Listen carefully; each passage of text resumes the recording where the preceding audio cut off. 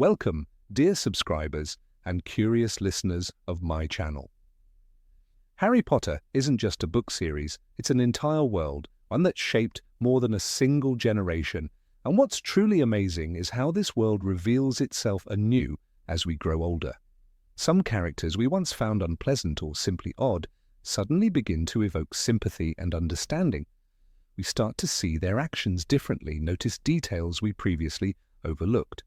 Today I invite you to revisit such characters, those whose stories gain new depth and resonance upon rereading. Enjoy the video. Number 1. Draco Malfoy. Let's be honest, at first glance Draco comes across as one of the key antagonists, arrogant, cruel, and at times just plain nasty. Already in Chamber of Secrets, he openly voices his desire to rid the school of mudbloods mortar, and later he even becomes a Death Eater. But with time, we begin to see that Draco is, in fact, a victim. He didn't choose the family he was born into or the values he was taught. His worldview was shaped by his parents, his peers, and Slytherin House, where pure blood supremacy wasn't just accepted, but expected. And then in Half-Blood Prince, he's given a mission he cannot carry out. We see fear, internal struggle, and ultimately, a refusal to walk the path that was forced upon him. Draco is a tragic character. His inner transformation is moving. He didn't become a hero, but he also didn't become a monster. And that in itself is a victory. Number 2, Lavender Brown. To many, she's simply the pink roadblock standing between Ron and Hermione. She's often remembered as clingy, overly infatuated, and a bit silly. But if we look a little deeper, Lavender is just a regular teenager, a girl who fell for a boy who didn't even know what he wanted. Yes, she was intense in her displays of affection, but it was her first love, her first heartbreak. We only ever saw her through Harry's annoyed eyes, and from his perspective, the whole situation seemed irritating. But in truth, Lavender never meant any harm. She simply loved. And let's not forget, in the Battle of Hogwarts, Lavender fought on the front lines like many others. That too says something about her character. Number 3, Ron Weasley. Ron, it seems like everyone loves him, but rereading the series reveals just how much his character was distorted in the films. In the books, Ron isn't just the comic sidekick to Harry. He's an essential part of the trio, a pillar of strength and loyalty. Yes, he had moments of jealousy, especially in Goblet of Fire and Deathly Hallows. But who wouldn't feel insecure? He's the 6th son in a poor family, constantly in his brother's shadows. And now, in the shadow of the Chosen One. And yet he never gave up. He never betrayed anyone. He came back. He fought. Ron isn't perfect. He's real. And maybe that's where his greatest strength lies. Number 4, Luna Lovegood. From the moment she first appears, Luna enchants us with her uniqueness. She's unlike anyone else. She sees the world from a different angle and isn't afraid to be herself. Many loved her instantly for that. But upon closer reading, you begin to notice. Behind her eccentricity, there's pain. We learn that she lost her mother as a child. And in Xenophilius's home, we see a photo of young Luna. Tidy, neat, happy. And we realize that she changed after that loss. Her appearance, her behavior. They're not just quirks. They're her way of coping with grief. And though her father loved her, he couldn't fill the role her mother once held. And that's when we truly understand just how strong Luna was, staying kind and bright in a dark and dangerous world. Number 5, Neville Longbottom. Neville Longbottom grew up in silence.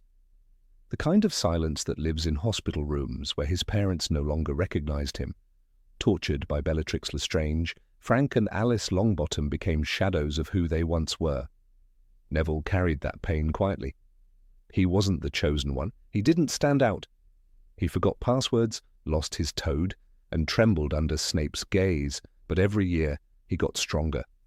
At Hogwarts he found courage in small moments, standing up to his friends in their first year, joining Dumbledore's army in his 5th. And when Voldemort took control, it was Neville who kept the fire burning. He led the resistance, he protected students, he refused to kneel. His face was bruised, his spirit never. And then, in the final battle, when all seemed lost, He pulled the sword of Gryffindor from the sorting hat and brought it down on Nagini. A single, clean stroke. One of Voldemort's last Horcruxes, gone. "You and whose army?" he shouted to a room full of Death Eaters, and meant it. Neville, once mocked for misplacing his wand, became a symbol of quiet defiance. He didn't seek glory, he just did what was right. That's real bravery, not loud, not flashy, just true. Number 6, Narcissa Malfoy. Narcissa Malfoy never fought in duels. She didn't lead armies or give speeches. She stood quietly at the edge of dark halls, draped in black, with eyes that missed nothing. For most of the series, she was a shadow beside Lucius, a mother to Draco, a woman shaped by status, cold, distant, untouchable. But in the Forbidden Forest everything changed. Voldemort sent her to check if Harry was dead. She knelt beside him, wand in hand, heart pounding. Then she whispered, "Is Draco alive?" And Harry said yes. That was all she needed. She rose, turned back to the Dark Lord, and lied. "He is dead." In that one breath, she saved the boy who could destroy everything she had once stood for. Not for Harry, not for the world, for her son. It was the most dangerous act of rebellion in the entire war. And she did it without a wand raised. Narcissa's love didn't roar like Molly's or ache like Lily's. It moved like a dagger in silence. She didn't need to believe in good or evil. She believed in Draco. And in that belief, she changed the ending of a war. Number 7, Fleur Delacour. Fleur Delacour walked into the story with beauty that made boys stutter and girls roll their eyes. She was graceful, proud, polished, and easy to dismiss. Ron was enchanted. Hermione was annoyed. Harry didn't care. She seemed like someone from another world, too perfect to matter. But that illusion shattered the moment Bill Weasley was attacked. Greyback mauled him, left scars that would never heal. Molly doubted Fleur would stay. She even suggested Tonks instead, someone more suitable. But Fleur stood firm. Her voice shook with fury. "I am good-looking enough for both of us, I think." In that single moment, the truth snapped into place. She didn't care about scars. She loved Bill, not his face. And no one, not even Molly, could question her heart again. Later, at Shell Cottage, Fleur opened her home to fugitives. She risked her safety without hesitation. No glamour, no pride, just courage. The girl we once saw as shallow became a protector, a wife, a warrior. Fleur was never just a Veela, she was fire wrapped in silk, and we only saw it when we stopped staring at her surface. Number 8, Percy Weasley. Percy Weasley chose rules over love. That's how we first see him. Always correcting, always judging, always with a ministry badge pinned to his pride. He stood apart from his family, wearing ambition like armor. When he sided with the ministry, denying Voldemort's return and ignoring the truth, we felt betrayed. It was easy to call him a traitor, harder to ask why. But Percy wasn't evil, he was lost. In a family full of shining personalities, Bill the Brave, Charlie the Wild, Fred, and George the Brilliant, Percy wanted to matter. He believed the ministry would give him purpose, recognition. He thought following the system would bring respect, and by the time he saw the cracks he'd already walked too far, shame kept him away, not hate. Then came the final battle. Percy reappeared, almost silently, standing shoulder to shoulder with Fred. "Did I mention I'm resigning?" he joked as curses flew. It was clumsy, awkward, perfectly Percy. But that moment of laughter shattered in an instant. Fred fell, and Percy collapsed beside him, crying like a child who lost more than a brother. He didn't care who watched. He didn't speak. He just held him. That image stays.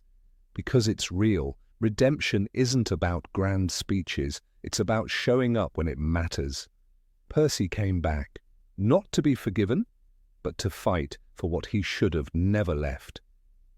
And in the ruins of Hogwarts among blood and stone, he stopped being a punchline. He became a brother again.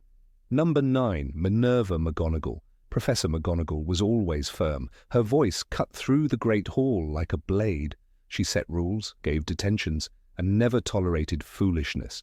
To a young reader, she was strict, even scary. But as the years pass, we see something else. We see loyalty, we see grace under fire, and we see a woman who stood tall even when the walls of Hogwarts began to crumble. When the Carrows turned the school into a prison, McGonagall didn't run. She stayed. She protected the students, clashed with Snape, and kept the spirit of Hogwarts alive. When Harry returns, bruised and breathless, she doesn't hesitate. She calls the suits of armor to battle with a flick of her wand and whispers, almost gleefully, "I've always wanted to use that spell." It's not just magic, it's quiet defiance, a spark in the dark.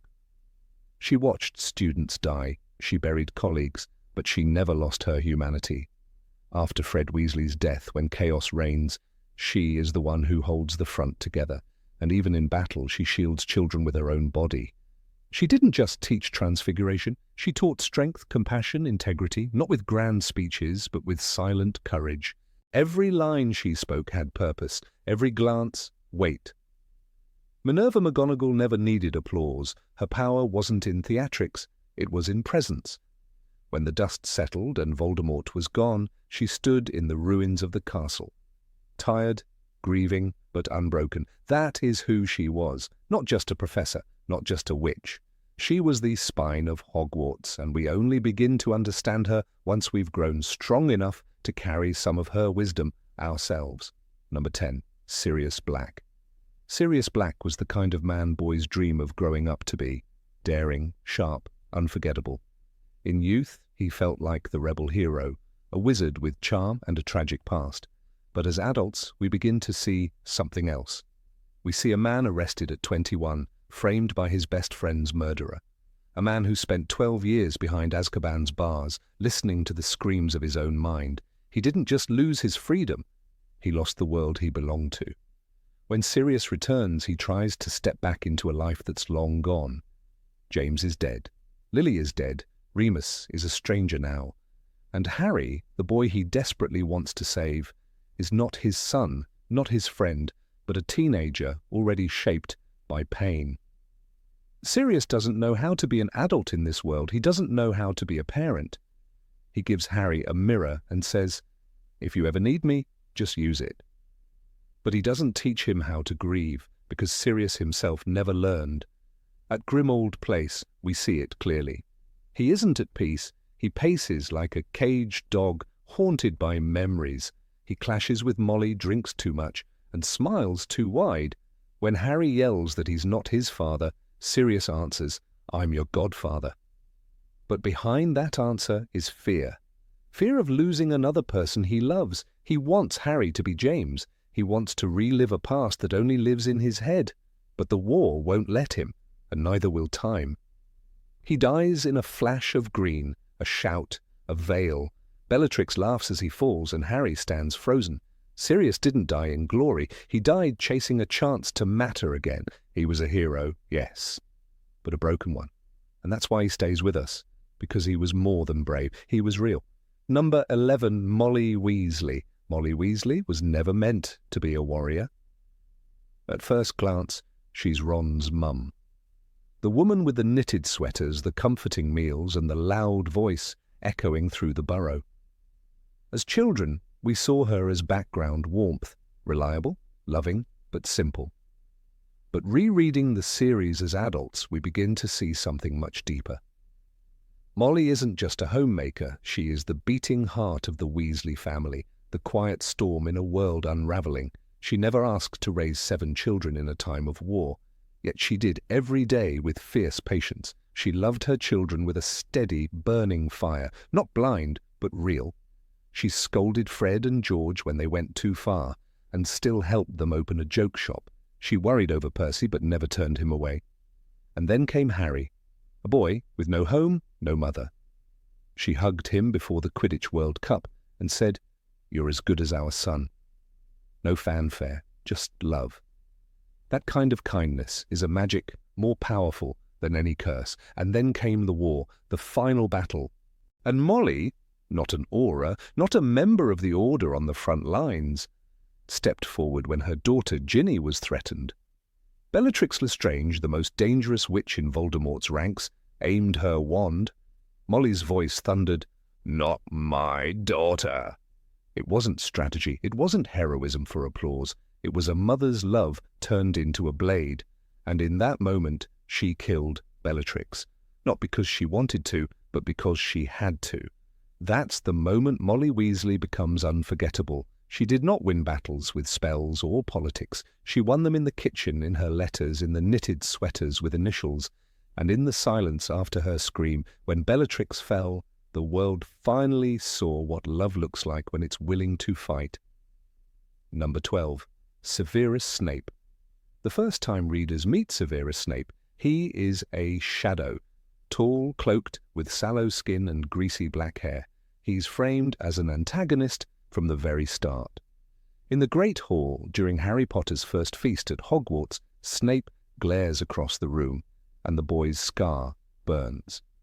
That pain, Harry's first connection to Voldemort, coincides with Snape's gaze. For a child reader, that's enough. Snape becomes the villain in black, harsh, sarcastic, unfair. A professor who bullies students, favors Slytherins, and deducts points from Gryffindor with vindictive glee. But for adult readers, the truth hides between his robes like a dagger concealed beneath cloth. Time and age peel back the layers. Severus Snape's tragedy is not the typical hero's tale of glory or redemption. It is the tale of a man who made a choice and spent a lifetime paying for it. He's not charming, he's not kind, he's not likable, even after death. And that is precisely what makes him fascinating. His story is one of contradiction, of shadow and fractured light. He is the embodiment of complexity. The man who joined the Death Eaters but also died protecting the boy of the woman he loved. The man who could not forgive, yet never stopped loving. To understand him, one must move beyond moral absolutes, because Snape's life defies simplicity. It began in Spinner's End, a forgotten corner of northern England where poverty and bitterness stained the air like smoke. Young Severus grew up in a home of silence and shouting, with a muggle father who disdained magic and a mother who had long since retreated inward. It was there, amid cracked wallpaper and cold dinners, that he met Lily Evans. She was sunlight to his dusk, a girl with green eyes and kind hands. He saw magic in her, real and metaphorical, and she, perhaps for a while, saw gentleness in him. Their friendship was the first and last pure thing in his life. But adolescence does not forgive awkwardness. Hogwarts, for all its magic, did not shelter Snape from cruelty. Sorted into Slytherin, he was clever, gifted in potions, but also isolated. The Marauders, James Potter, Sirius Black, Remus Lupin, and Peter Pettigrew tormented him, sometimes cruelly, often publicly. He retaliated with the tools he knew, hexes, bitterness, and a growing interest in the dark arts. And in a moment of shame and fury, he called Lily a mudblood. A single word, a slur, and a fracture formed that never healed. From there, the spiral accelerated. Snape turned to darker paths, finding validation among future Death Eaters. He wanted to matter. He wanted power. Perhaps he believed that in the end he could rise above the mockery. But when he overheard a prophecy made by Sybil Trelawney to Dumbledore, a prophecy that Voldemort interpreted as referring to Harry Potter, Snape reported it to his master. And when he learned that Voldemort intended to kill Lily and her child, he fell to his knees. He begged, not for James, not for the child, only for her. In Harry Potter and the Deathly Hallows, Dumbledore later recalls, "You do not care then about the death of her husband and child. They can die as long as you have what you want." Snape does not deny it. It is his darkest moment. Yet it becomes his turning point. When Lily dies, Snape's world collapses. His grief becomes his penance. He switches sides, not for ideology, not for righteousness, but out of unbearable loss. Thus begins a life of double agency, of secrets layered upon secrets. Dumbledore asks for his loyalty, and Snape gives it, not for Hogwarts, not for the Order, not for good, but for Lily's memory.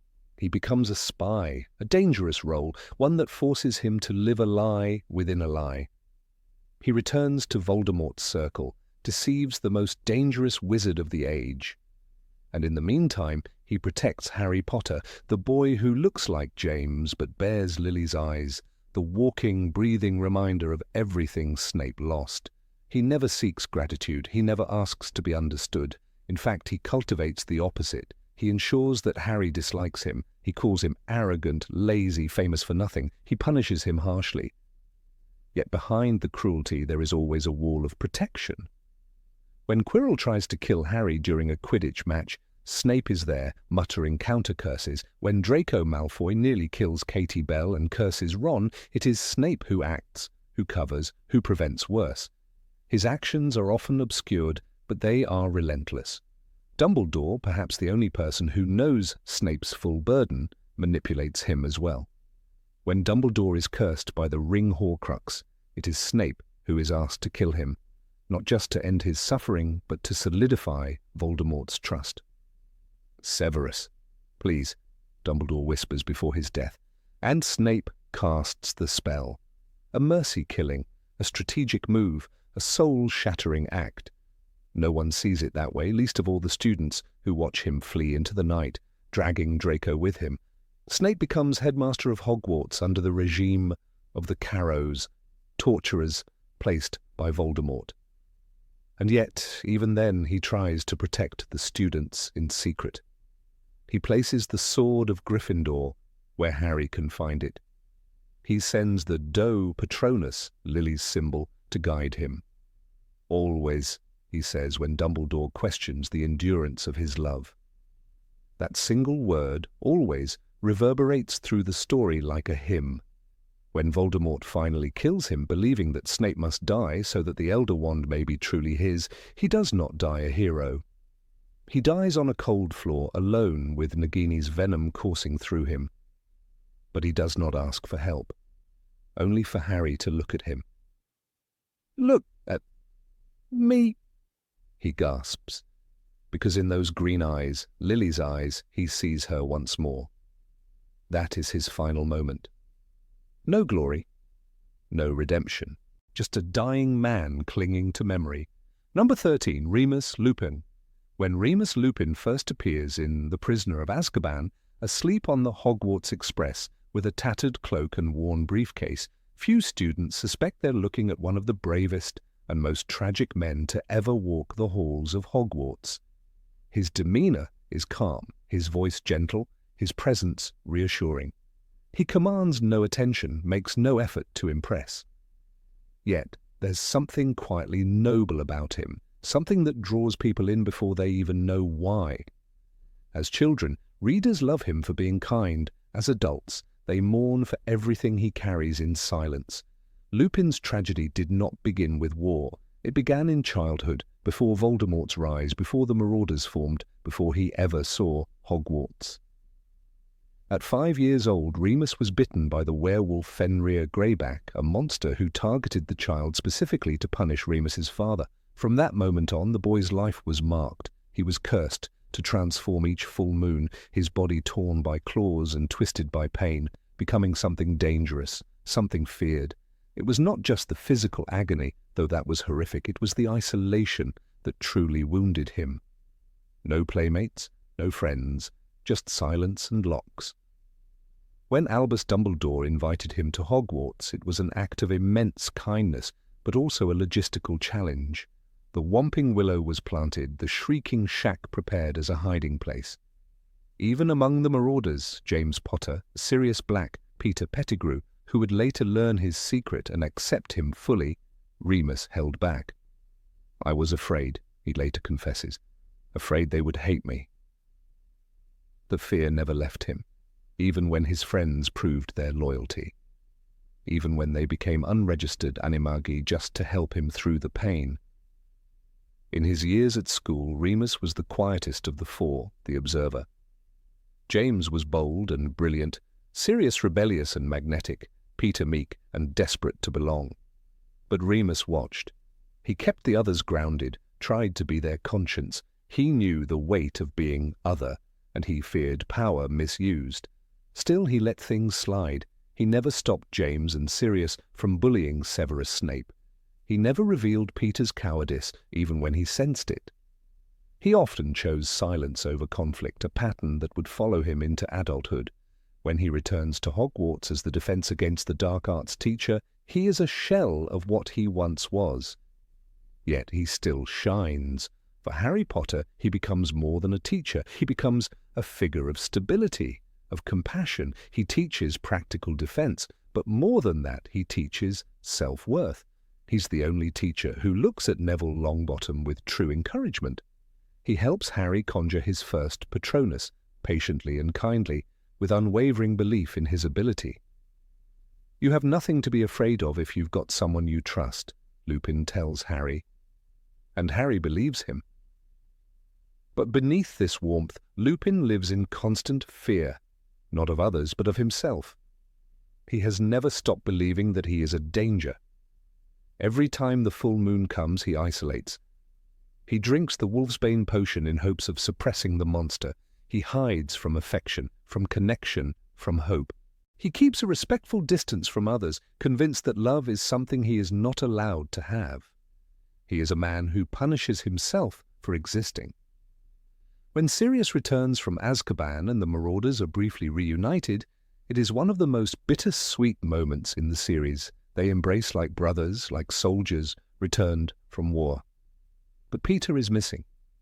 James is dead. And the pain of the past is thick in the air. Remus does not show anger. He shows sorrow. He forgives Sirius for believing him a traitor. He does not rage. That's not his way. He's lived too long with grief to indulge in fury. Instead, he hopes. Hopes they can begin again. Hopes they can be a family for Harry. But life never gives him that peace. Lupin's poverty is mentioned only in passing in the books, but it's there, like a shadow. His robes are patched, his suitcase is falling apart. He never holds a steady job. He is poor not by choice, but by stigma. Werewolves are feared, mistrusted, and unemployable. Even in a magical society, prejudice runs deep. Dolores Umbridge would later pass anti-werewolf legislation that makes life even harder for people like him. And so, Remus Lupin, despite his brilliance, his skill, his compassion, drifts from place to place, barely surviving. When he falls in love with Nymphodora Tonks, he does not rejoice. He resists. He pushes her away, again and again. "I am too old, too poor, too dangerous," he says, with devastating self-loathing. He believes love is not meant for him. He cannot imagine being a father, a husband. What right does he have to happiness when others fear him? Tonks sees through all of this. She sees the man who reads quietly in corners, who protects without asking for praise, who stands tall even when the world beats him down. And she loves him. Eventually he relents. They marry in the chaos of war, a soft light in a world going dark. But even then, Lupin doubts. When Tonks becomes pregnant, he runs. He turns to Harry for validation, asking if he's doing the right thing by being a father. Harry, furious, lashes out, reminding Lupin that abandoning his child would be repeating the sins of his own father. The truth cuts deep. Lupin returns home, ashamed but determined. He names his son Teddy after Tonks's father and promises to do better. He never gets the chance to watch his son grow up. Remus Lupin dies at the Battle of Hogwarts. He dies off-page, as so many quiet heroes do. No fanfare, no dramatic moment, just a name on a list. Remus Lupin, Nymphodora Tonks, dead. It is one of the most crushing moments in the series, not because it is shocking, but because it is so cruelly quiet. After everything he endured, after every act of courage, he is taken from the world before he can enjoy the peace he fought for. Teddy grows up without parents. The cycle repeats. Number 14, Arthur Weasley. Of all the characters who grow deeper, richer, and more inspiring with age, Arthur Weasley stands among the most quietly powerful. As children reading the Harry Potter series, we chuckled at his fascination with batteries, his silly questions about telephones, and his fondness for rubber ducks. He seemed like comic relief, a kind-hearted, bumbling father who who somehow managed to raise 7 children in a home bursting at the seams with chaos and love. But as adults revisiting the story, we begin to see Arthur Weasley not as a background figure, but as a true hero, not the loud, wand-waving kind who charges into battle with dramatic flair, but a quiet, steadfast force of goodness, empathy, and moral clarity in a world where those values often come at a cost. Arthur's greatness begins with his career. He works in the misuse of Muggle artifacts office at the Ministry of Magic, a humble, underfunded department with little prestige or power. Many wizards would have viewed such a job as beneath them, particularly purebloods like Arthur, but he doesn't chase status. Unlike Lucius Malfoy, who manipulates politics and flaunts wealth to secure influence, Arthur chooses a path aligned with his conscience. He could have climbed the ranks, compromised and played the game, but he refuses to trade his soul for a title. This, perhaps more than anything else, speaks volumes about the kind of man he is. His fascination with Muggles is treated as a quirk by others in the wizarding world. Even his own colleagues at the Ministry see it as eccentric or laughable. But Arthur's interest isn't mocking or shallow, it's rooted in genuine respect and admiration. He is not studying Muggles to ridicule their primitive ways, but to understand and celebrate them. He wants to know how they live, how they solve problems without magic, how they build their homes and families. In a society where blood status is often weaponized, Arthur's curiosity becomes an act of rebellion, a quiet defiance of the idea that magical ability determines worth. In Harry Potter and the Chamber of Secrets, we see Arthur in a moment that reveals his layered character. When Lucius Malfoy insults the Weasleys in Flourish and Blots, calling them a disgrace to wizarding society, Arthur doesn't respond with cold disdain. He defends his family with fists. It's a rare moment of impulsive anger from an otherwise calm man, but even this is telling. He is not defending himself, but his wife and children. His pride is not in personal accomplishment, but in the family he has built. That scuffle in the bookstore isn't about politics or ideology. It's about love. Arthur's humility shines brightest at home. The Burrow is chaotic, mismatched, patched together by love more than money, and Arthur is at its centre. He never complains about the worn-out shoes or second-hand robes. He doesn't brood over missed promotions. He doesn't envy those with more. His joy is in his children, and in his wife, Molly, whom he treats not with the smug detachment of many men of his generation, but with admiration and partnership. He listens to her, respects her leadership of the household, and shares laughter rather than bitterness. In a world of patriarchs and power-hungry wizards, Arthur chooses equality and gentleness. He is also one of the few adult figures in the series who treats Harry not as a symbol or weapon, but as a boy in need of love and protection. When Harry first visits the Burrow, Arthur doesn't interrogate him or question Dumbledore's decisions. He welcomes him with warmth and curiosity, asking about Muggle inventions not to mock, but because he is genuinely interested. Later, in Goblet of Fire, when the Triwizard Tournament brings danger and scrutiny to Harry's life, Arthur is one of the few who trusts and supports him without hesitation. Perhaps one of the most powerful demonstrations of Arthur's character is his refusal to let the world change who he is. In Order of the Phoenix, he joins the newly reformed order without grand speeches or promises of glory. He doesn't expect medals, he simply knows that evil is rising and that it must be fought, even if that means risking his life. When he is attacked by Nagini, we see how close he comes to death. But even in recovery, Arthur doesn't complain or demand praise. He returns to work quietly, slipping back into his place in the background of the war, doing what must be done, not for recognition, but because it is right. In a ministry full of self-serving officials, Arthur is an anomaly. Cornelius Fudge clings to power. Percy Weasley tragically loses himself in ambition for a time.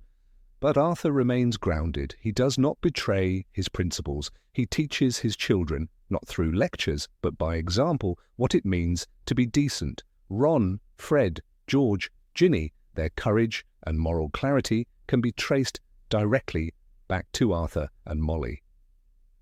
They were raised by people who modelled love, not just preached it, who showed that integrity is more valuable than gold.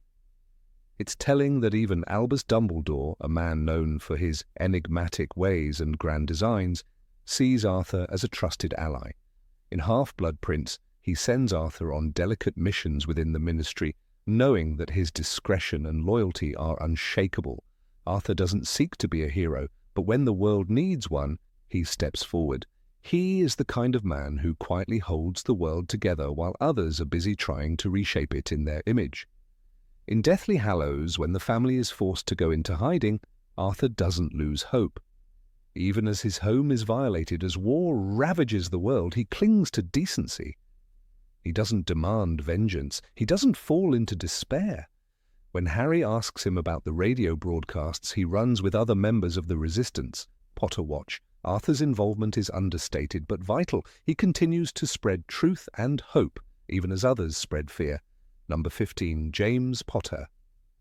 James Potter was once the boy everyone either admired or envied at Hogwarts. Tall, dark-haired, and brilliantly talented, he was the heart of the Marauders, a group of 4 close friends that included Sirius Black, Remus Lupin, and Peter Pettigrew.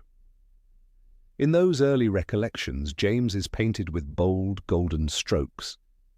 He's the boy who defied authority with a smirk, who played Quidditch like a comet in flight, and who stood with his friends as if they were brothers bound by something greater than blood. Sirius Black described him as someone who always hated the dark arts and who stood up for people who couldn't stand up for themselves. This version of James is magnetic, charming, brave, and effortlessly brilliant. But this idealized portrait begins to crack when we enter the memories of Severus Snape. It's there that we meet another James Potter, a young man intoxicated by his own popularity who mocked and humiliated those he considered beneath him. In Order of the Phoenix, Harry sees a vision of his father at 15, hexing Snape by the lake while basking in the laughter of his peers. Snape hangs upside down, robes over his head, humiliated in front of everyone. Lily Evans, the girl James would one day marry, watches in disgust. This scene is unforgettable, not because it reveals James as a villain, but because it makes him human. James, like many boys his age, was arrogant. He had a thirst for recognition and a tendency to provoke. But what stands out most is not his flaws, it's his evolution. He was not born a hero, he became one. The man who once used magic to embarrass and belittle became the man who used it to protect and defend. This transformation is subtle and mostly happens off the page, but the glimpses we get are enough. When Lily finally agrees to go out with him, it's not because he wore her down, but because he changed. She saw something new in him, something sincere. According to Sirius, James stopped hexing people just for the fun of it and became more focused, more serious, more worthy. This growth is crucial. We often meet James through second-hand stories, and many of them are filtered through love or bias. But within those fragments a theme emerges. James Potter matured. He learned the cost of cruelty. He understood the weight of responsibility. He stepped out of the role of a teenage prankster and into that of a husband, a father, and a leader. Dumbledore, who rarely speaks of James, once said simply, "He was a brave man." And in the context of Dumbledore's world, that is no faint praise.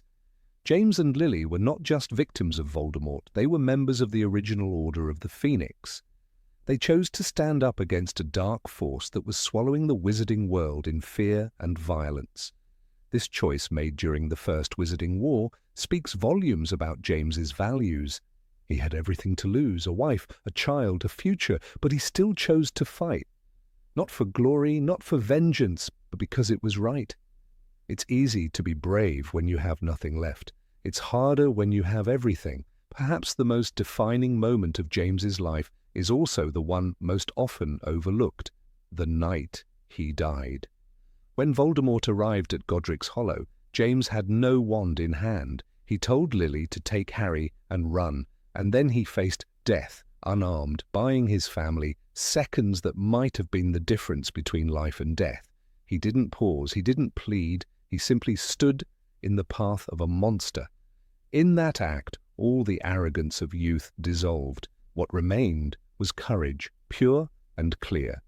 Harry grows up not knowing his father. He builds his image of James from photos, from stories, from the memories of others. At first, James is a symbol, a father figure lost to time. But as Harry matures, he begins to wrestle with the truth. His father was not a saint, he was flawed, he made mistakes, he was cruel to Snape, and that truth hurts. But it also comforts, because it means Harry doesn't have to be perfect either. It means heroism isn't born, it's forged in choices, regrets, and redemption. Lupin provides some of the most balanced reflections on James. He acknowledges James's faults without diminishing his virtues. He grew out of it, Lupin says of James's bullying, a lot. In that quiet statement lies something powerful. The ability of a person to change. Not everyone does, but James did.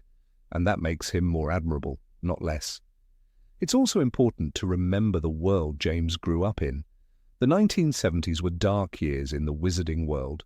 Voldemort was rising, the Death Eaters were terrorizing communities, and no one was safe. Amid this chaos, James and Lily chose to resist. They were marked for death not because of a prophecy, but because they opposed evil. Their deaths were not random, they were a direct result of their defiance. That kind of defiance, that moral clarity, is rare and precious. When Harry conjures his Patronus in Prisoner of Azkaban, he sees what he believes to be his father cross the lake. It's a haunting moment. James is there, not physically, but spiritually, embodied in the stag, the symbol of protection and strength. It's no accident that James's animagus form was a stag. He was a guardian, in life and in memory. Even in death, he protects his son, reminding us that love, once given, never truly fades. There is something deeply poignant about James's friendship with Sirius. They were more than school friends, they were brothers. When Sirius is imprisoned for a crime he didn't commit, he doesn't mourn for himself. He mourns for James. His grief is raw, unrelenting. In The Prisoner of Azkaban, he says, "I would have died rather than betray my friends." And we believe him, because that's the kind of loyalty James inspired, that's the kind of man he became. Snape's memories are a turning point in our understanding of James. They expose the rift, the cruelty, the mockery, but they also show that James was not alone in his flaws. Snape himself was obsessed, vindictive, and drawn to dark magic. The tragedy is not that James and Snape hated each other, it's that they never outgrew it. Only in death did their stories converge, through Harry. And perhaps that is the most ironic legacy James left behind. His son became the bridge between enemies. Lily's love for James is often understated, but it's the clearest testament to his change. Lily was kind, principled, and strong-willed. She would not have chosen someone cruel or shallow. That she fell in love with James speaks to the man he became. Their relationship was not a high school romance that fizzled out. It was a bond forged in war, tested by fear and sealed by sacrifice. Peter Pettigrew's betrayal casts a long shadow over the Marauders. He was their friend, their brother, and he sold them to Voldemort. But what hurts most is that James trusted him. He believed in people. That trust, misused, led to his death. But it also speaks to James's capacity for faith. He didn't let paranoia rule him. He chose to believe in the good of others, even when it cost him everything. There is a quiet moment in Deathly Hallows when Harry uses the resurrection stone and sees James again. James doesn't speak much. He stands by Harry, proud, calm, loving. There are no lectures, no apologies, only presence. In that stillness we see the final form of James Potter, a father, a protector, a man who died too young but who left behind something indelible. James was never perfect, but that is why he matters. His story is not one of flawless nobility. It is one of growth. He was a boy who made mistakes, who hurt others, who learned the hard way. And then he changed. He loved fiercely. He fought bravely. He died selflessly. and in doing so he became something greater than the boy who played with magic by the lake. He became a legend, not because he was untouchable, but because he was real. We live in a world that often demands perfection from its heroes, but James Potter reminds us that heroism is a journey, that redemption is possible, that even the arrogant, the immature, the flawed can become the ones who save us. He was a boy with too much pride, a friend with too much loyalty, a man with too much love. And that is what makes him unforgettable. In every flicker of his legacy, through Harry's eyes, through the memories of those who loved him, James stands as a symbol of change. He is the reminder that who we were does not define who we are, that love can transform, that sacrifice can redeem, and that somewhere in every foolish boy there might live the heart of a father who would die to protect his child.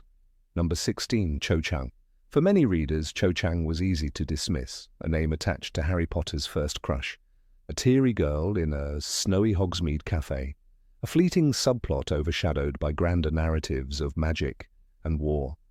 But as time goes by and childhood gives way to adulthood, there is something in Cho's story that lingers, a softness that hurts, a sadness that quietly pleads to be understood. The first time we meet Cho, she is not crying, she is soaring, a Ravenclaw seeker, graceful on a broomstick, confident in the air, admired by many. She was, in Oliver Wood's words, a very good flyer. That moment is often forgotten, eclipsed by the more melancholic chapters of her life. But it matters.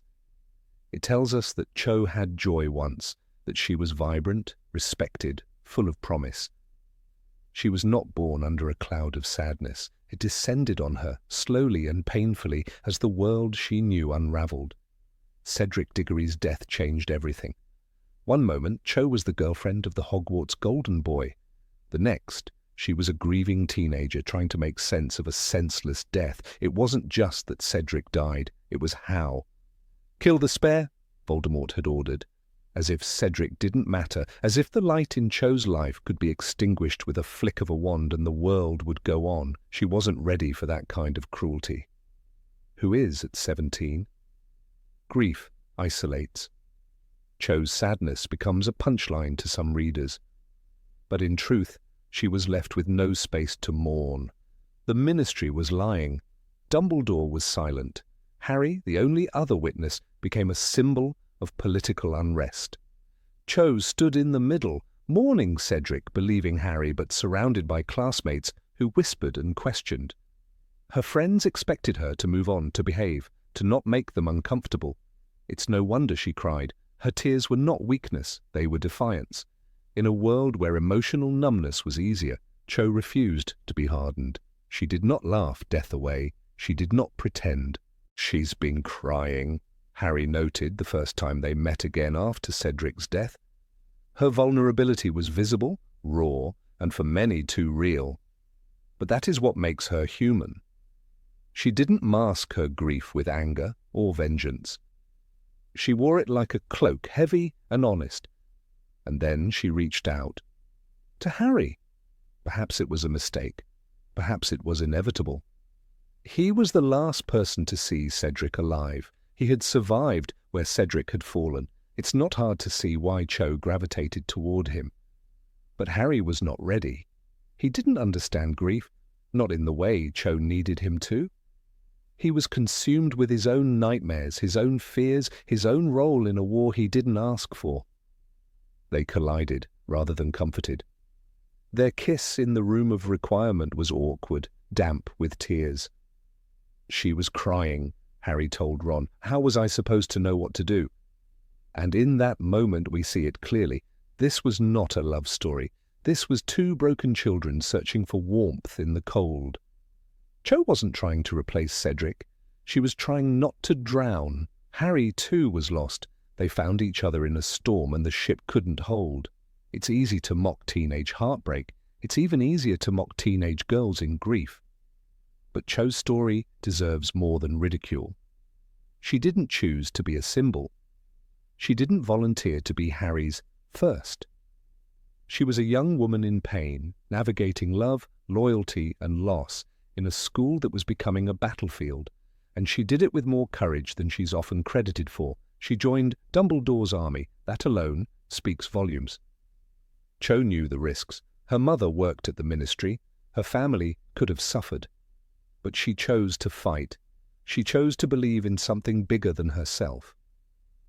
"We believe you," she told Harry after he shared the truth about Voldemort's return. That wasn't flirtation. That was bravery. That was belief in truth, despite the danger. Marietta Edgecombe betrayed that trust. A friend Cho had brought along, a friend who, unlike Cho, buckled under pressure and exposed Dumbledore's army to umbrage. Cho tried to defend her. It's often seen as weakness, but there's something admirable in Cho's loyalty. Marietta was wrong, yes, but she was also scared, threatened by the ministry. Cho didn't excuse her actions, but she understood them. That's empathy, that's maturity. Yet this, too, turned people against her. "Cho's friend blabbed," Ron sneered. And just like that, Cho was lumped in with betrayal. Harry distanced himself. The army disbanded. Cho was alone again, not because she had done wrong, but because no one wanted to untangle the complexity of her choices. She had tried, she had believed, but in the binary world of wartime alliances, nuance is often punished. There's a quiet resilience to Cho that few notice. She stays, she continues at Hogwarts, she returns to fight in the Battle of Hogwarts. That matters. When many fled, Cho stood her ground. She was not a soldier in shining armor. She didn't become a great aura or a war hero, but she came back to defend the place where she lost everything. That kind of courage, the silent kind, is easy to overlook, but impossible not to admire once seen. Even years later, her story remains untold. The epilogue moves on. We see Harry with Ginny. We see others aged, settled, changed. Cho fades into the background, but that doesn't mean her journey stopped. One imagines her as a healer, or perhaps a teacher. Someone who helps others through grief because she knows what it's like to lose. Maybe she found love again, maybe not. What matters is that she endured. Cho's arc is not one of dramatic transformation. She doesn't go from shy girl to fierce warrior. She doesn't get a grand moment of redemption. Instead, she offers something subtler. The lesson that pain doesn't make you weak, and that grief is not shameful. Her vulnerability is not a flaw. It is the heart of her character. And as adults, we recognize in her the kind of strength that doesn't shout. She is not defined by Harry. That is the great misunderstanding. Yes, he is central to her story, but she is not a footnote in his. Her journey intersects with his, but it is her own. She lost love, faced betrayal, found purpose, and stood for what she believed. These are not the actions of a weeping caricature. They are the milestones of a life touched by tragedy but not ruined by it. Her name is often met with a groan. The girl who cried too much. But tears are not a weakness, they are truth. Cho Chang never pretended, she never lied about her feelings, and in a world full of masks, political, magical, emotional, her honesty is revolutionary. There's something deeply adult about rereading Cho's story. As children, we want heroes who act. As adults, we crave those who feel. Cho felt everything. She carried the weight of loss, the pressure of expectation, the sting of rejection, and she still stood up. That is more powerful than most spells. In the end, Cho is not the girl who cried. She is the girl who loved deeply, lost painfully, and still found the strength to believe in goodness. She is not a symbol of teenage melodrama, but of human endurance. And in her quiet, aching way, she remains one of the bravest hearts in the story. She walked through grief, through loneliness, through disappointment, and did not let any of it turn her bitter. That, in itself, is a kind of magic, and perhaps the most difficult kind of all. Number 17, Aberforth Dumbledore. In the tapestry of characters that J.K. Rowling wove into the Harry Potter universe, few stand as quietly powerful as Aberforth Dumbledore.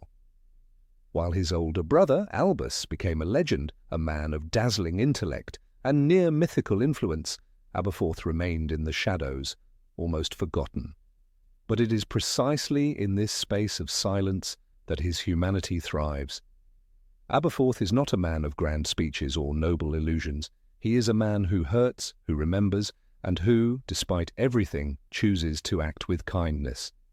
It is only in adulthood, with the wisdom of our own scars and compromises, that we can truly understand the depth of Aberforth's character. He is, in many ways, the heart we didn't know the story had. Aberforth first appears to the reader as nothing more than a gruff bartender in Hogsmeade's dingiest pub, the Hog's Head. He is portrayed as sullen, irritable, and not particularly hygienic. Harry himself is wary of the man, suspecting correctly that there is more to him than he lets on. But at that point, readers are far more enthralled by the grandeur of Albus. Aberforth, with his goats and bad temper, seems almost like a footnote. But the tragedy is that he is not. He is the page between the lines, the history no one tells because it does not shine. Aberforth carries a grief that never healed. He was there the night his sister, Ariana, died. He was there when the duel between Albus, Gellert Grindelwald, and himself tore their family apart. While Albus chased visions of glory and a new world order with Grindelwald, Aberforth remained the grounded one, the one who knew that dreams often come at too high a cost. He was the brother who saw that ambition was a dangerous kind of hunger, and he hated that Albus could not see it until it was too late. As he says in the Deathly Hallows, Albus was always a bit of a fool about Ari. He never could see what she was, not really. That line encapsulates Aberforth's essence. He sees what others refuse to see. He sees the flaws in his brother's brilliance, the danger in half-truths, the betrayal in noble plans that forget the people they claim to save. And yet he does not use this knowledge to wield power or hurt. He simply guards the past as one guards a grave.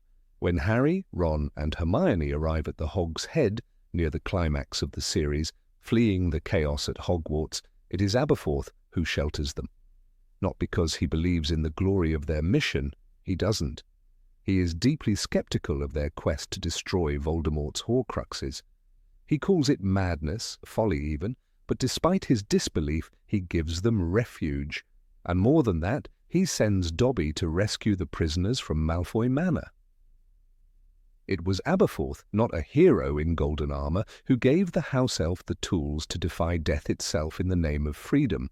Dobby dies that night, but his freedom and the lives of the rescued, Griphook, Luna Lovegood, Mr. Ollivander, are owed to Aberforth. This act, done in shadows without ceremony or witness, stands in stark contrast to Albus's grand orchestration of fate. Aberforth does not play chess with people's lives. He saves them, quietly, urgently, because he can.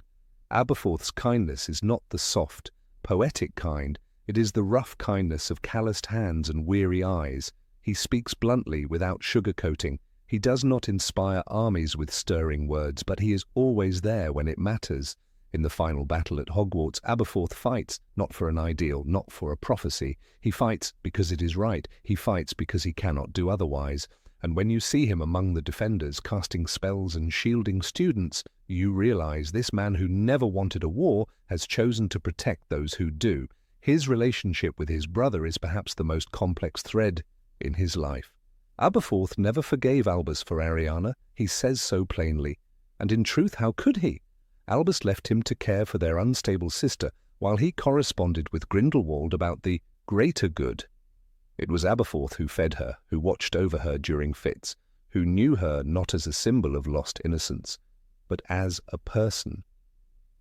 Aberforth loved Ariana as a brother should, with presence, not just sentiment. Albus loved her too, of course, but his love was laced with guilt and distance, and yet, for all his bitterness, Aberforth never lets hatred rule him. When Harry accuses him of abandoning hope, Aberforth retorts, "I'm not interested in what happened between you and Voldemort, Harry. I'm interested in keeping you alive." This line, sharp, almost accusatory, reveals the heart of a man who sees through the glittering veil of heroism. He doesn't care for destinies. He cares for people, for living bodies, for survival. That is love in its rawest form. Aberforth's realism is often mistaken for cynicism, but it is not that he believes the world cannot be saved. He simply knows that saving it doesn't come from prophecy but from action. And when the moment comes, he acts again and again, without demanding recognition, without ever once calling himself brave. But bravery, as the books teach us, takes many forms, and sometimes it looks like an old man in a pub, risking everything to open a hidden tunnel and smuggle children to safety. One of the most poignant moments in the Deathly Hallows is when Harry looks at Aberforth and sees Albus in him. It is not a moment of awe, it is a moment of sadness. For all their differences, they are brothers. They carry the same burden of loss, but where Albus wore his grief like a scholar's robe, dignified, deliberate, Aberforth wore his like a chain, heavy, unforgiving. It shaped him, but it did not break him. Aberforth is the voice of the voiceless in the wizarding world. The barman, the goat herders, the people who live at the edges of history. He reminds us that not every act of courage is born in the ministry of magic or in the halls of Hogwarts. Sometimes it happens in backrooms, in whispers, in opening a door, when it could mean your own end. There's a moment when he talks to Harry about the past, and his words hit like thunder. You know what's coming. You must know. You can't win. You can't fight a war with children. It is not cowardice. It is love disguised as anger. He has watched too many young people die for causes they barely understand. He is terrified of watching it happen again, and yet he doesn't stop them. He helps them anyway, because in the end Aberforth is not guided by fear, but by conscience. He's not a perfect man. He has his vices. He is reclusive, mistrusting, often abrupt, but in a world where many wear masks, Aberforth is unapologetically himself. That too is a kind of bravery. He does not bend his grief into something palatable. He lives with it, lets it form the lines on his face and the silence in his home. There is no redemption arc because he never strayed from who he was. He only opened his doors when the world needed them open. As readers, we grow older with Harry, and with age our view of heroes changes. The dazzling becomes suspect, the humble becomes luminous. Aberforth Dumbledore is not a man for a child's fairy tale. He is a man for grown eyes. He shows us that broken hearts still beat, that bitterness can coexist with kindness, that you don't have to forgive someone to honor their legacy. In a story filled with wand duels, time turners, and resurrection stones, Aberforth brings something rarer, truth. Not capital T truth, but human truth. He never tried to change the world, but he did save lives. He did love deeply. He did stand unshaking in the moment that mattered. And maybe that is why, in the end, so many readers find themselves drawn to him. Not because he was great, but because he was good. In his own quiet, wounded way. Because he was the man who stayed behind to watch over a dying sister. Because he was the man who opened a door when no one else could. Because he was the man who saw the cost of war and still helped anyway. Aberforth Dumbledore reminds us that sometimes the greatest strength lies not in brilliance or fame, but in being there, present, honest, flawed. And when you see him one last time, standing among the rubble of Hogwarts, bruised and silent, you understand. The story was never just about heroes. It was about people like him too, people who stood in the background but without whom the light would never have come. Number 18. Lily Potter. Of all the characters in the Harry Potter universe, few evoke such quiet reverence and growing admiration with age as Lily Potter. In childhood readings, she is often remembered only as the tragic mother who sacrificed herself for her son. Her love, we were told, was a magical shield that saved Harry's life. But upon rereading the series as adults, her role transforms. She is no longer a shadowy figure seen only through others' memories. Instead, she becomes a symbol of unyielding strength, moral clarity, and deep humanity.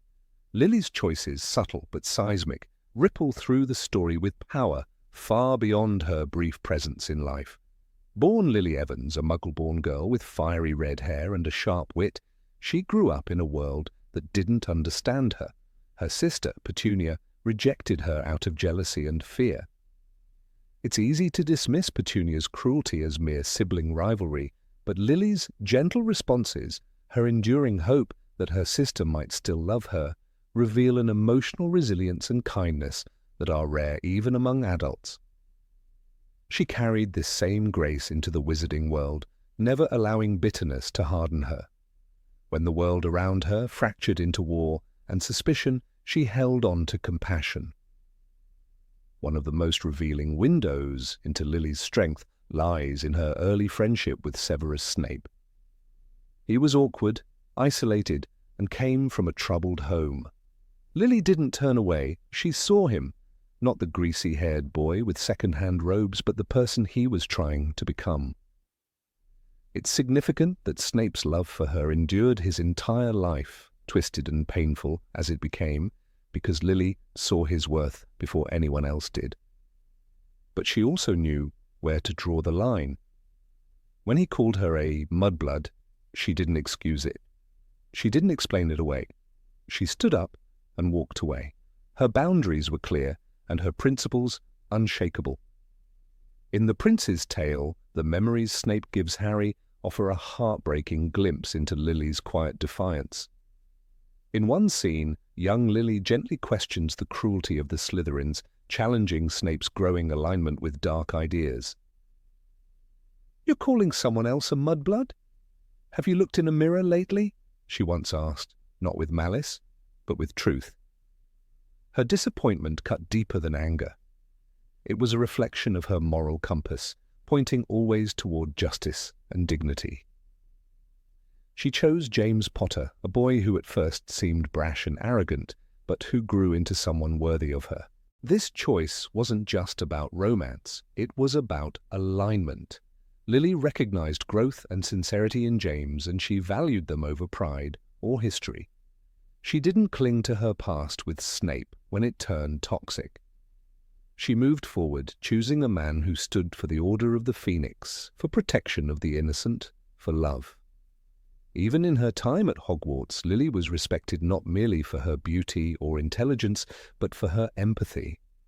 Horace Slughorn remembered her as one of his favorite students, not because she flattered him, but because of her cheeky humor and her genuine curiosity. She was a natural leader in quiet ways. People listened to her, not because she demanded attention, but because her voice carried sincerity. Slughorn described her as vivacious, but always very bright and excellent at potions, traits that hint at a blend of charm and discipline. Her role as a mother, though short-lived, was the ultimate culmination of everything she stood for. When Voldemort came to Godric's Hollow, she was offered a choice. He told her to stand aside. She could have lived. But she didn't move. That decision wasn't impulsive. It wasn't reckless.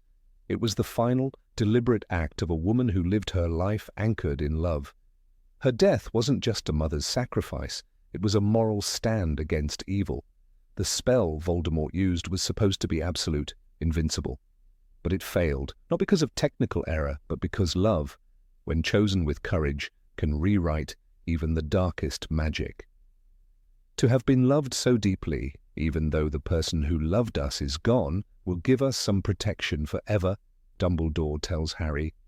Lily's love wasn't passive, it was active, fierce, and enduring. It shielded Harry, not only physically but emotionally, giving him a foundation strong enough to resist hatred and vengeance. As adults, we begin to grasp the cost of such a choice. Lily's life was just beginning. She had a husband, a baby, a home. To give all that up in a single heartbeat without hesitation requires a strength that most can only aspire to. It's a quiet strength, without fanfare or glory, rooted in something deeper than ideology. It's about choosing to protect the light, even if it means burning alone in the dark. Lily's legacy lingers in Harry, though he rarely speaks of her aloud. Her qualities appear in the moments when he chooses to spare Draco in the room of requirement, or when he insists on burying Dobby with his own hands. In those acts of kindness, bravery, and human decency, Lily lives on. It was her voice that taught Harry to be gentle in strength and unshaken in compassion. What's more, Lily's choices reverberated through others. Remus Lupin, Sirius Black, and even Dumbledore, none of them were untouched by her loss. The Marauders were never whole again after Lily and James died. Their grief wasn't just about friendship, it was about losing the heart of their circle. She was the conscience, the balance, the quiet voice of reason amid chaos. Her relationship with Sirius is rarely explored, but it speaks volumes that Sirius, the eternal rebel, loved her deeply. In Order of the Phoenix, he says, "Your mother knew what was right. Your mother was there for me even when I didn't deserve it." Those are not words said lightly. They are a tribute to someone who saw through arrogance, through pride, and through pain, offering something that others could not, belief. And yet Lily was never sanctified. She had flaws, moments of anger, moments of sorrow, but she lived authentically. She didn't compromise her values for approval. Even when Severus begged for her forgiveness in later years, she didn't return. Not out of spite, but because the values they now represented were no longer aligned. She knew that love without respect is not love, it is control. What makes Lily so beloved in adulthood is not just her final act of sacrifice, but the quiet integrity of her daily choices. She didn't seek power, she didn't fight with spells alone, she fought with empathy, loyalty, and truth. These are harder weapons to wield. They require patience, strength of character, and the willingness to stand alone. But they are also the most enduring. We begin to see how rare it is, even in the magical world, to meet someone like Lily.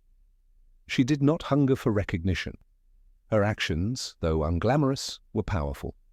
She raised a child in war. She protected her friends. She loved deeply and selectively with a wisdom well beyond her years. Her love for Harry wasn't just maternal, it was transformative. It was not a passive feeling, but a shield forged from deliberate action. When she begged Voldemort to spare her son, it wasn't just a mother's plea, it was a confrontation of ideals. Voldemort couldn't understand it.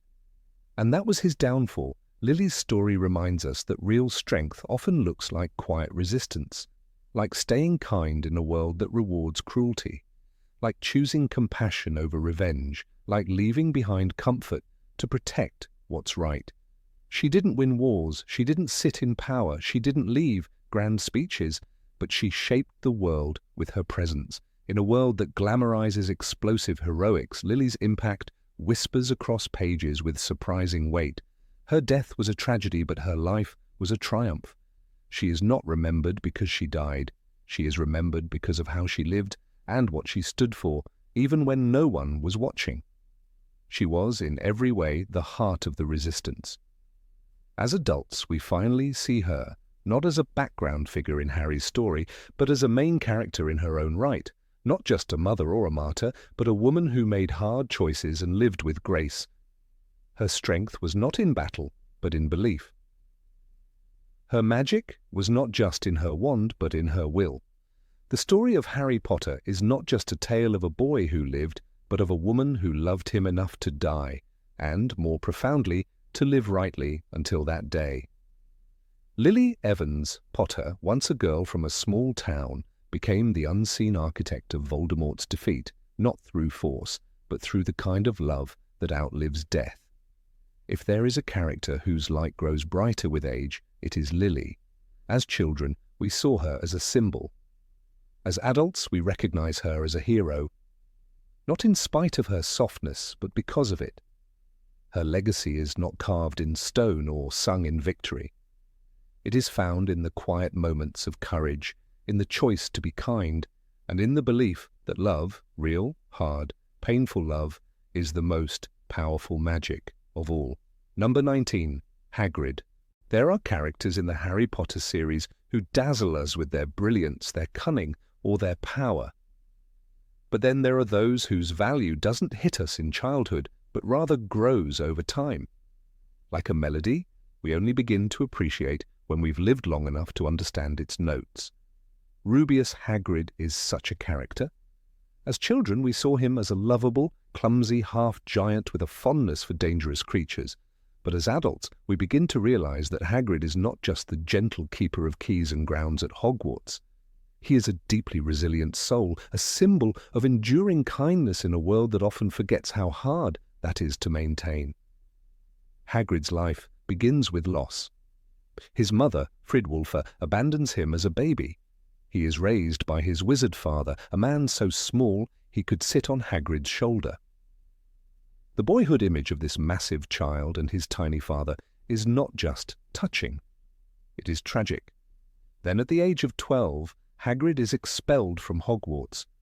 Accused of opening the Chamber of Secrets and killing a student, he is not only removed from the place he called home, but also has his wand snapped, a symbolic severing of his identity as a wizard. He is allowed to stay on the grounds only because of Albus Dumbledore's intervention. Already, Hagrid's path is marked by rejection, humiliation, and loss. Yet not once does he allow bitterness to take root in his heart. He remains fiercely loyal to Dumbledore even when others begin to question the headmaster's decisions. When Dumbledore is removed from his post in Harry Potter and the Order of the Phoenix, Hagrid does not hesitate. He shelters him, follows his instructions, and speaks of him with reverence. Dumbledore's the greatest headmaster Hogwarts ever had, he tells Harry, even when doing so is no longer popular. Loyalty to Hagrid isn't something conditional, it's a choice made once and held fast, no matter how strong the winds become. The same loyalty he shows to Harry. From the very first book, The Philosopher's Stone, Hagrid becomes a bridge between Harry and the magical world. He brings him his Hogwarts letter, takes him shopping in Diagon Alley, and gives him his first birthday gift, Hedwig, a snowy owl that becomes Harry's companion for years. Hagrid doesn't treat Harry like a celebrity or a chosen one. He treats him like a boy who needs love and safety. At a time when everyone else seems to know Harry only as the boy who lived, Hagrid calls him Harry, simply and warmly, with no agenda and no expectations. This is not to say that Hagrid is perfect. He makes mistakes, often due to his deep affection for magical creatures. He introduces the trio to a baby dragon in their first year, brings a giant named Grawp back from the mountains and assigns students to care for hippogriffs and blast-ended scroots. But his misjudgments never stem from malice. They are the result of a heart that believes in second chances and sees beauty where others see danger. In the Goblet of Fire, he tells Harry, "I am what I am and I'm not ashamed. Never be ashamed. My old dad used to say, there's some who'll hold it against you, but they're not worth bothering with." This philosophy, simple yet profound, becomes a quiet battle cry for every reader who has felt like an outsider. And Hagrid is an outsider, always. Not just because of his half-giant heritage, but because society keeps him at the edges. He is mocked by characters like Draco Malfoy, distrusted by the Ministry of Magic, and treated with suspicion by many. Dolores Umbridge, in Order of the Phoenix, embodies the institutional cruelty Hagrid often faces. She questions his competence, refers to him as part human, and tries to have him removed from Hogwarts. Still, Hagrid doesn't fight back with hatred. He continues to teach, to care for his creatures, to hold his head high. His resistance is not loud or grand. It is quiet, dignified, and deeply courageous. As we grow older, we begin to see that this quiet resistance, the refusal to become bitter, is far more difficult than any spell or duel. It takes immense strength to continue being kind in a world that has tried to strip you of your dignity. Hagrid does this every single day. He opens his hut to students. He invites them for tea. He bakes them rock cakes, even if they're barely edible. He listens. He comforts. He is there. And in doing so, he becomes a sanctuary for those who feel that they don't belong. In The Half-Blood Prince, when Dumbledore dies, it is Hagrid who carries his body. It is a haunting image, this giant man cradling the lifeless form of the only person who ever fully believed in him. Hagrid does not try to hide his tears. He weeps openly. And that openness, the courage to grieve without shame, is something few characters in the series ever show. In a world that often equates strength with silence, Hagrid reminds us that vulnerability is its own kind of power. Then there is his compassion, a compassion so large it spills over into everything he does. He cares for creatures no one else wants. He adopts the monstrous dog Fluffy, raises a baby dragon, and loves the misunderstood hippogriff Buckbeak. When Buckbeak is sentenced to death, Hagrid is beside himself with grief, not for his own sake, but because another living creature is being punished unjustly. In that moment, he becomes not just a gamekeeper, but a voice for the voiceless. His empathy, extending far beyond human boundaries, becomes a powerful moral force in the series. His relationship with Madame Maxime also offers a glimpse into his personal insecurities. Despite his size and rugged exterior, Hagrid shows a touching vulnerability when he tries to connect with her during the Tri-Wizard tournament. He stumbles over his words, becomes flustered, and worries that she is ashamed of being half-giant. These moments strip away the comic image and reveal a man who longs for acceptance, who hopes to be seen not just as a caretaker or a friend, but as someone worthy of love. Hagrid's affection for Harry never wavers, even when Harry becomes a public enemy in Order of the Phoenix, or when the Ministry tries to discredit him. He stands by Harry in the Deathly Hallows, carrying him from the Forbidden Forest after he is thought to be dead. In that moment, Hagrid's heart breaks, but he walks, burdened with grief, with loss, with the weight of the world, because Harry is still his boy. It's one of the most moving scenes in the entire saga, precisely because it shows us what love looks like when hope seems lost.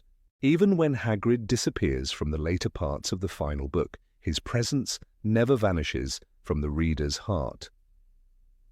We remember the man who tried to raise a giant spider as a pet, the man who wore a hairy brown suit and combed his beard for a date, the man who drank a bit too much when he was sad. These details make him real. They make him human, or rather, they make him magical in the truest sense.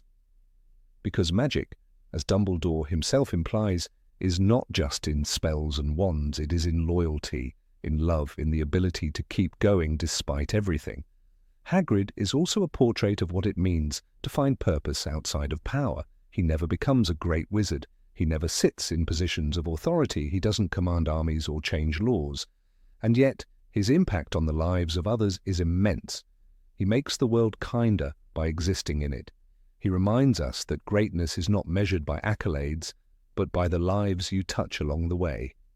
As adults, we understand this better. We come to realize that those who make tea and offer a warm fire on a cold night often do more for the world than those who wear crowns. The tragedy of Hagrid is that he is often overlooked, even by the narrative itself. But perhaps that's the point. Perhaps Hagrid represents the unsung heroes, those whose stories unfold in kitchens, forests, and quiet corners, those who show up not for glory, but because it is the right thing to do, those who care deeply and consistently, and who ask for nothing in return.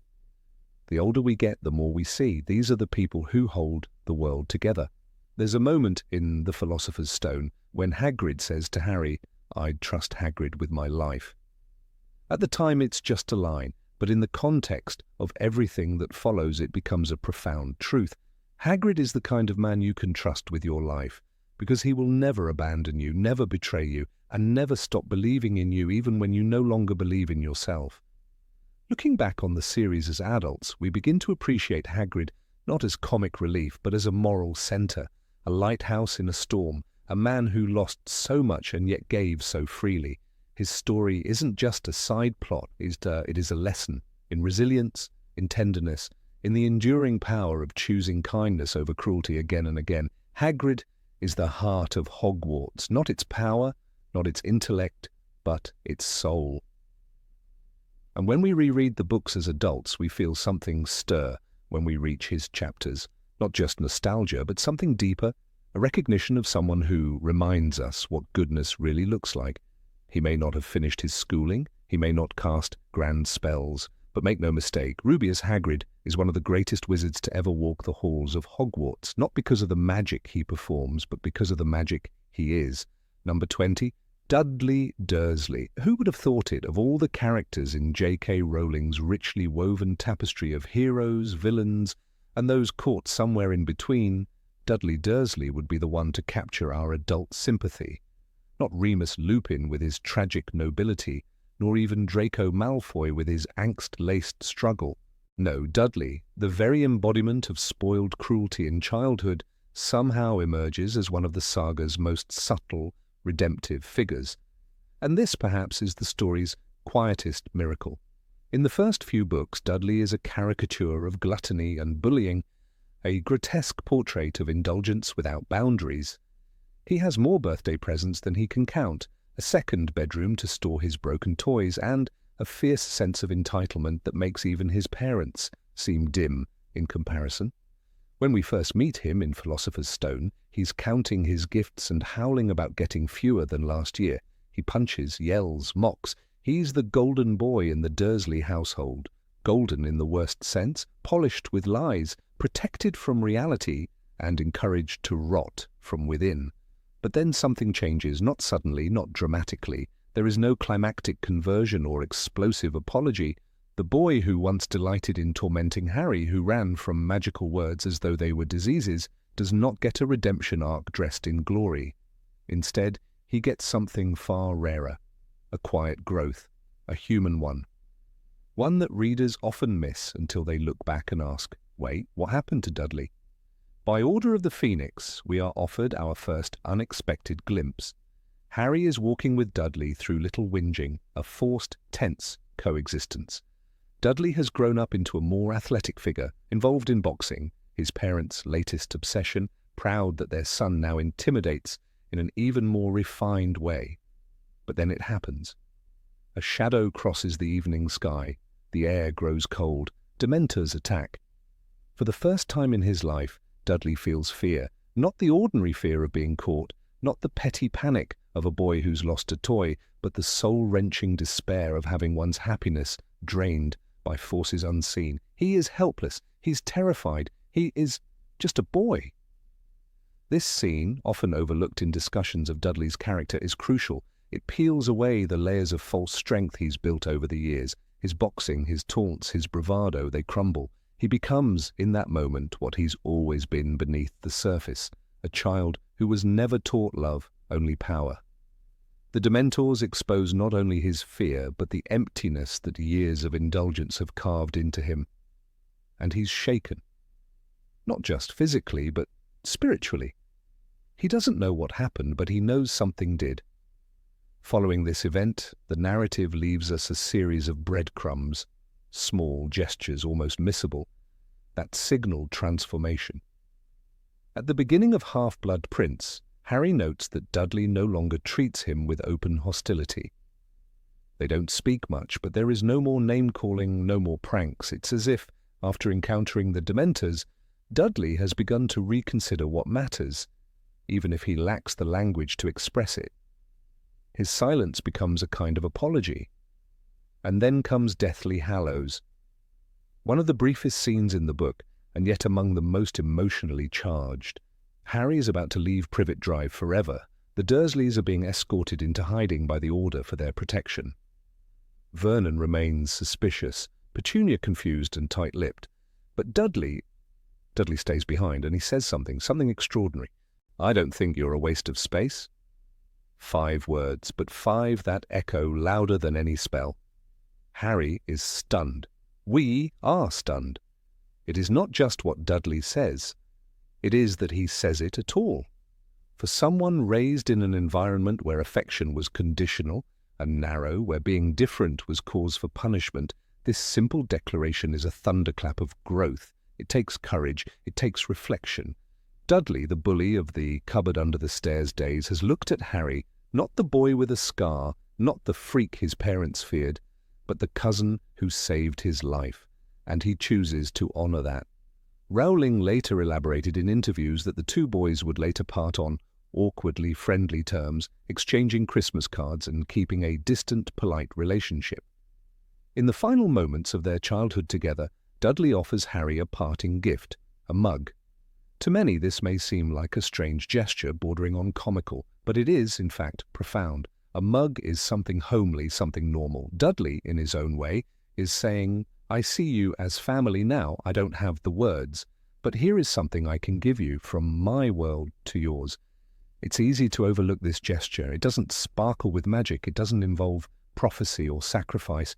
But that's what makes it so moving. For Dudley to become a better wizard would have been impossible. For him to become a better person, however, required something rarer than magical ability, self-awareness, and the willingness to change. And he does, not dramatically, not loudly, but sincerely. It's important to remember that Dudley had every excuse to stay the same. He was raised in a house of fear and denial, taught to despise what he couldn't understand. His parents discouraged curiosity, punished empathy, and rewarded cruelty. Yet despite all this, he evolves. His evolution reminds us that environment may shape us, but it does not define us. Dudley Dursley, of all people, becomes a symbol of personal responsibility. And that's something magical in its own right. One could argue that Dudley's transformation begins with that cold night under the Dementors, but perhaps the roots stretch deeper. Maybe, just maybe, even as a child he felt something was wrong. Maybe every time he saw Harry punished for things beyond his control, a small knot of discomfort tightened in his chest. Maybe it just took the right moment, the right horror, to unravel the lies he'd been told. When we revisit the early scenes, armed with this hindsight, the contrast becomes almost painful. The boy who once laughed as his cousin starved now stands awkwardly beside him, attempting to say thank you. The boy who once trampled over Harry's birthday cake now offers him a token of friendship. The boy who once echoed his parents' disdain now breaks the cycle, if only slightly. And that slight crack is everything.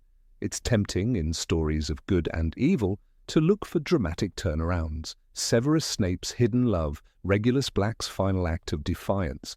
But Dudley's growth is something rarer, a non-magical, mundane redemption, the kind of change that happens not in towers or dungeons, but in living rooms, in awkward silences, in parting words. He becomes real. Dudley's story matters because it is attainable. Not everyone can defeat Dark Lords or find lost Horcruxes, but everyone can look at who they were and who they might become and choose the harder, better path. Dudley chooses kindness, he chooses gratitude, he chooses Harry, not with grand speeches, but with presence, with showing up. There is something almost redemptive for the reader too. Many of us, as children, saw Dudley as the enemy, an embodiment of everything we feared in school bullies or judgmental adults. But as we grow older, we understand the weight of upbringing, the challenge of change. We begin to wonder how much of ourselves is inherited and how much is chosen. And in that light, Dudley becomes a beacon of quiet hope. When we think of the final scenes at Privet Drive, we don't remember magic. We remember a cousin holding out a mug, fumbling for the right words, and managing instead the right action. We remember a boy whose name once stood for selfishness, offering one of the saga's last and most unexpected acts of love. For a series so full of death, war, and sacrifice, the real miracle lies in its small mercies. Dudley Dursley's journey from brute to brother is one such mercy. A reminder that growth doesn't always arrive with fanfare. Sometimes it's just a boy walking out the door, glancing back and realizing that the person he used to hate was the only real family he ever had. And perhaps that's the most magical transformation of all. Number 21, Madame Pomfrey. When we think of the great heroes of Hogwarts, our minds often race to the names engraved in legend: Harry, Dumbledore, Snape, or even McGonagall. Their deeds were loud, their choices sharp-edged, their faces lit by the fires of destiny. But then there's another figure, one who moved not in the spotlight, but in its shadows, whose importance grew with the passing of time, especially to adult eyes. Madame Poppy Pomfrey, Hogwarts matron, nurse, healer, the silent guardian of countless broken bones, cursed bodies, and wounded souls. Poppy Pomfrey never brandished a wand in battle, she never duelled Voldemort or joined the Order of the Phoenix in grand missions, but her battlefield was no less real, and the injuries she faced were no less dire. For every heroic clash in the Forbidden Forest, there was a broken student carried into her ward. For every confrontation with dark forces, there was a girl with cursed boils or a boy with a hexed tongue trembling on her bed, and Madame Pomfrey never hesitated. She appeared always as though summoned not by a bell, but by instinct. In Harry Potter and the Philosopher's Stone, when Neville Longbottom fell off his broom during flying lessons and broke his wrist, it was Madame Pomfrey who mended it without fuss. "Everyone out of the way!" she snapped, her voice brisk but not unkind. "This boy's got to go to the hospital wing." She didn't scold Neville for his clumsiness, nor did she dramatize the accident. She simply acted, healing him with that quiet command that became her signature throughout the series. She was the one constant thread between chaos and calm, between danger and recovery. Madame Pomfrey's hospital wing was more than a medical ward, it was a sanctuary. Students came with physical injuries, but they often left with a sense of peace and dignity. Whether it was Ron's splinched arm in Deathly Hallows or Hermione's temporary transformation after being cursed by Draco's spell in Half-Blood Prince, Pomfrey was always there. She didn't ask unnecessary questions. She didn't moralize. She healed. In her presence, suffering didn't feel shameful. It felt temporary. Consider the night of the Yule Ball in Goblet of Fire. While the great hall glowed with music and laughter, Madame Pomfrey sat in her quiet wing, tending to students who had been hexed in jealousy or danced into twisted ankles. She was rarely at the center of celebration, but she remained essential. In times of revelry or in times of terror, her post never changed. That constancy is what made her a true figure of strength. Her work took on even more gravity during the many dark moments that plagued the school. When Katie Bell was cursed by a necklace meant for Dumbledore in Half-Blood Prince, it was Madame Pomfrey who stabilized her condition before she was transferred to St. Mungo's. The curse was ancient, malicious and lethal. Few could have contained its spreading, but Pomfrey, with her decades of knowledge, did not flinch. Her hands moved with certainty. Her mind calculated every risk. She saved Katie's life without seeking credit or glory. The Triwizard Tournament was another grim chapter for Hogwarts. With dragons, underwater creatures, and a deadly maze, injuries were inevitable. When Harry returned from each task, bloodied, bruised, or worse, it was Madame Pomfrey who stood waiting. After the second task, when he rescued both Ron and Gabrielle Delacour from the depths of the Black Lake, his gills hadn't yet vanished. Madame Pomfrey didn't panic. She simply administered a potion and sighed. "It's always the same with these tournaments," she muttered. "No regard for student safety." Her sarcasm wasn't for show, it was armor, and behind it was profound compassion. But Pomfrey's most powerful moments emerged during the Battle of Hogwarts. The castle shook with violence, and still she remained. As others cast spells and shields, she prepared beds, summoned potions, and guided the wounded to safety. In Deathly Hallows, it is mentioned that she was battling to save the lives of students and staff injured in the fighting. She didn't abandon her station, she didn't run. She became a last line of defense against death, not with a wand, but with healing magic far more vital than any jinx. Madame Pomfrey's strength was not only in action, but in restraint. She healed Harry after every Quidditch match, no matter how reckless he had been. She treated Draco after Buckbeak's encounter, regardless of the boy's spoiled attitude.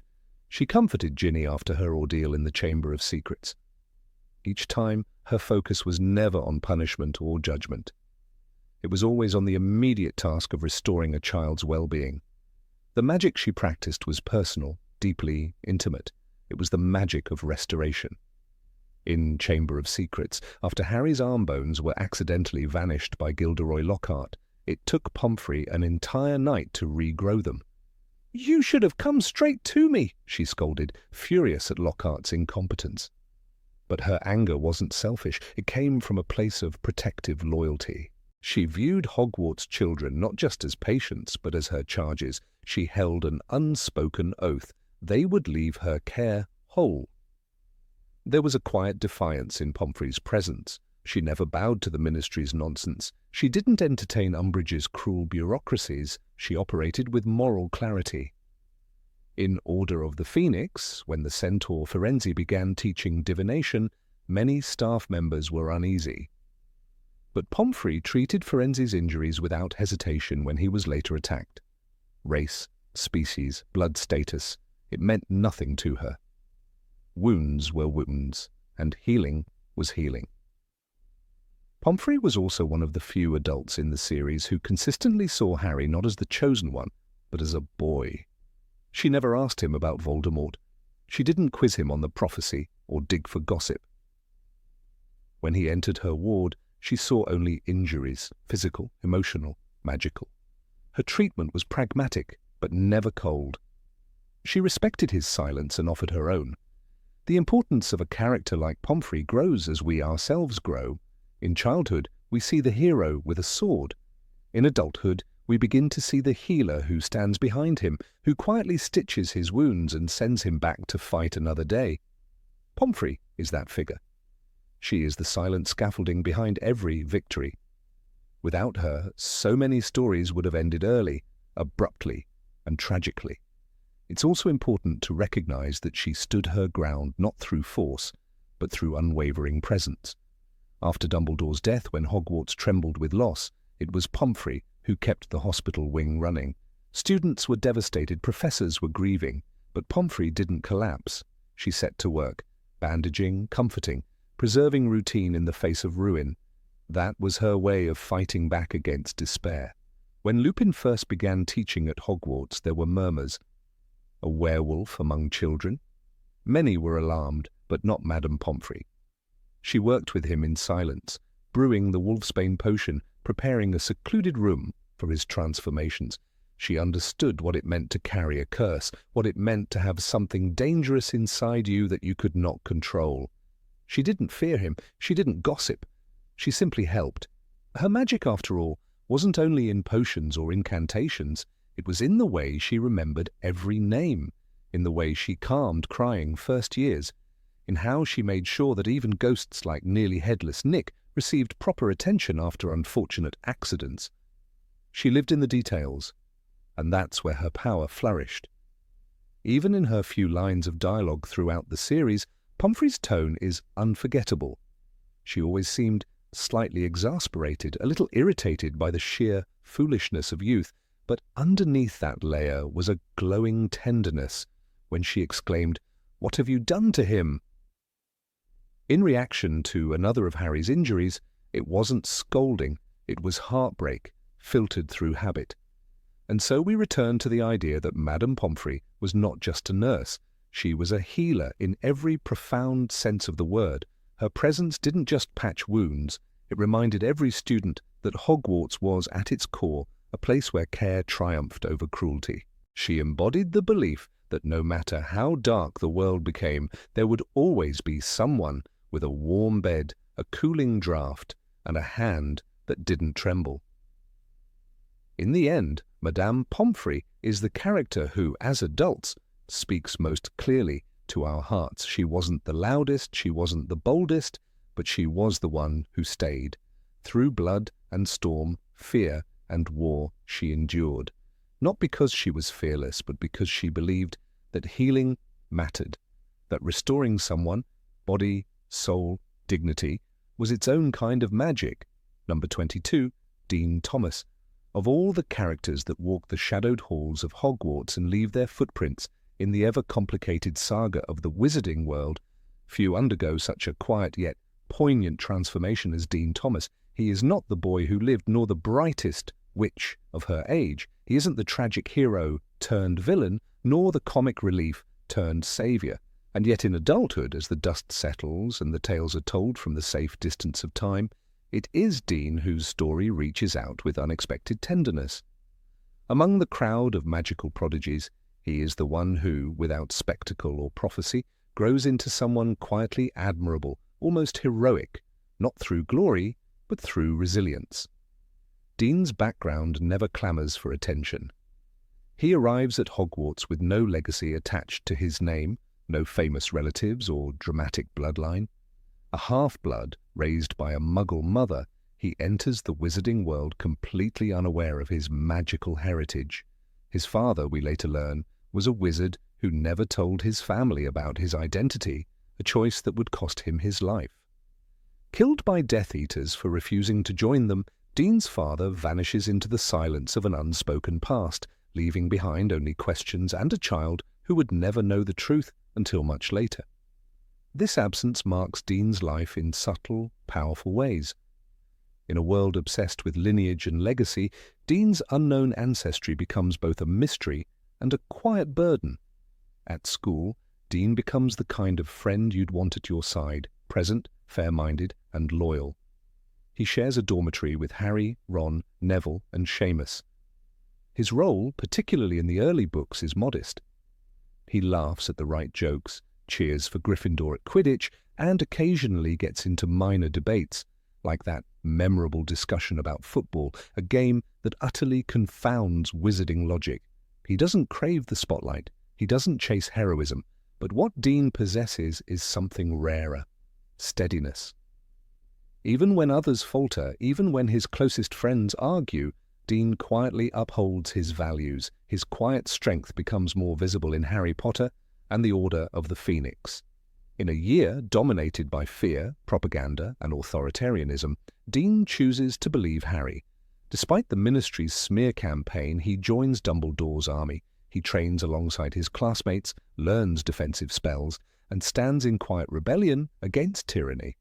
In one of the DA meetings, when Harry is asked how he felt seeing Cedric Diggory die, it is Dean who, without judgment or cynicism, says, "You've got to believe us, Harry, we saw what happened."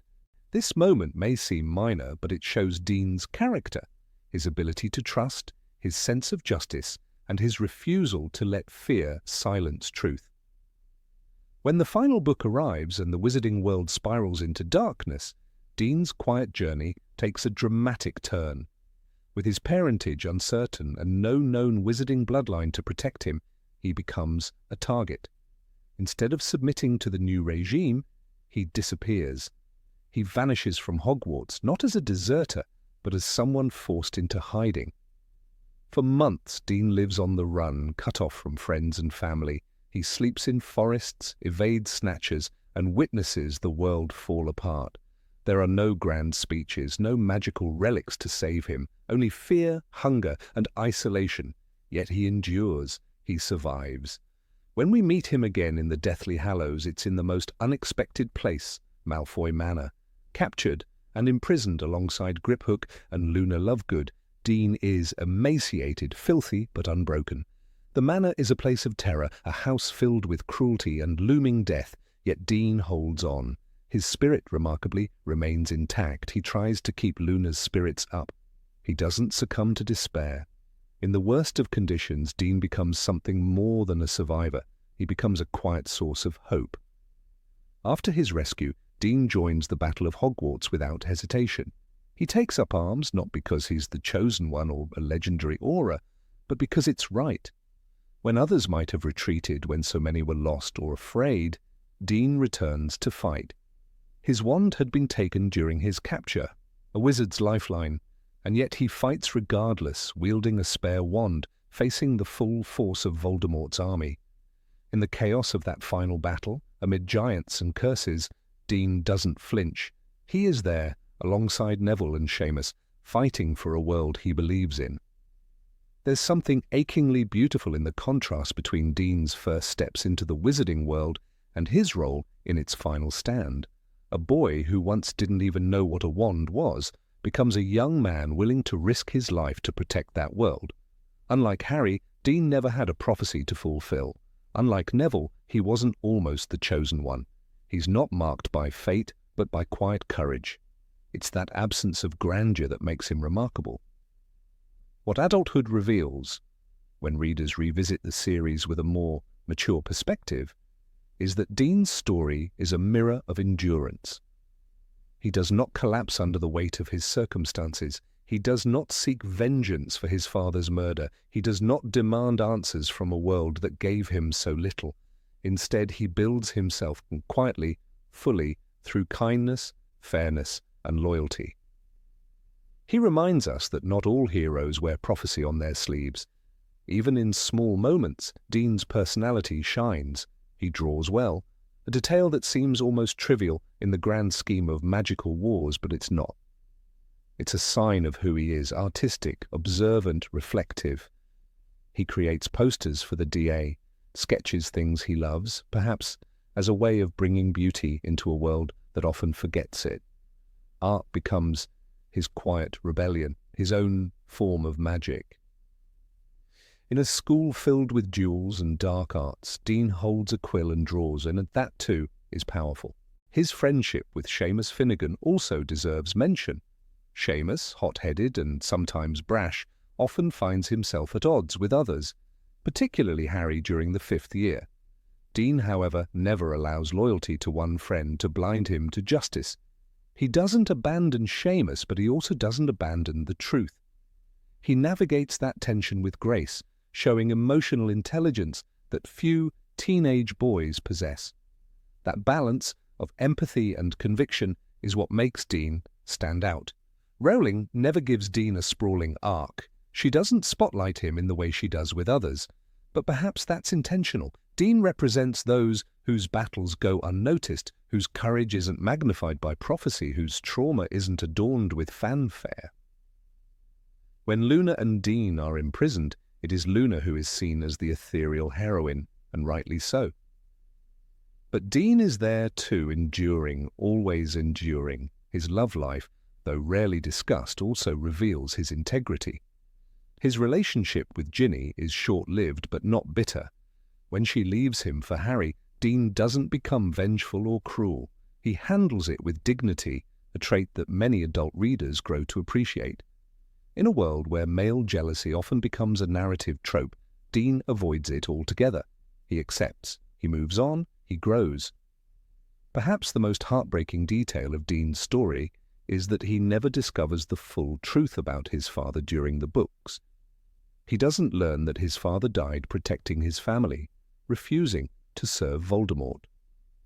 This revelation, while canon in J.K. Rowling's notes, remains outside the main narrative, and yet it casts a long, poignant shadow. Dean grows up believing he was abandoned, when in truth he was loved so deeply that his father chose death over betrayal. It's a silent legacy, and Dean carries it unknowingly, but nobly. In the aftermath of the war, while many characters pursue careers in the ministry or in magical law enforcement, Dean's future is left open. Fans speculate that he became an artist, perhaps illustrating magical books or designing spell diagrams. It feels fitting. He doesn't need a grand title to be remembered. His life, shaped by loss and perseverance, is already a masterpiece. Dean Thomas reminds us that background does not define value, that being on the sidelines does not equate to being irrelevant, that survival, in and of itself, is a form of resistance.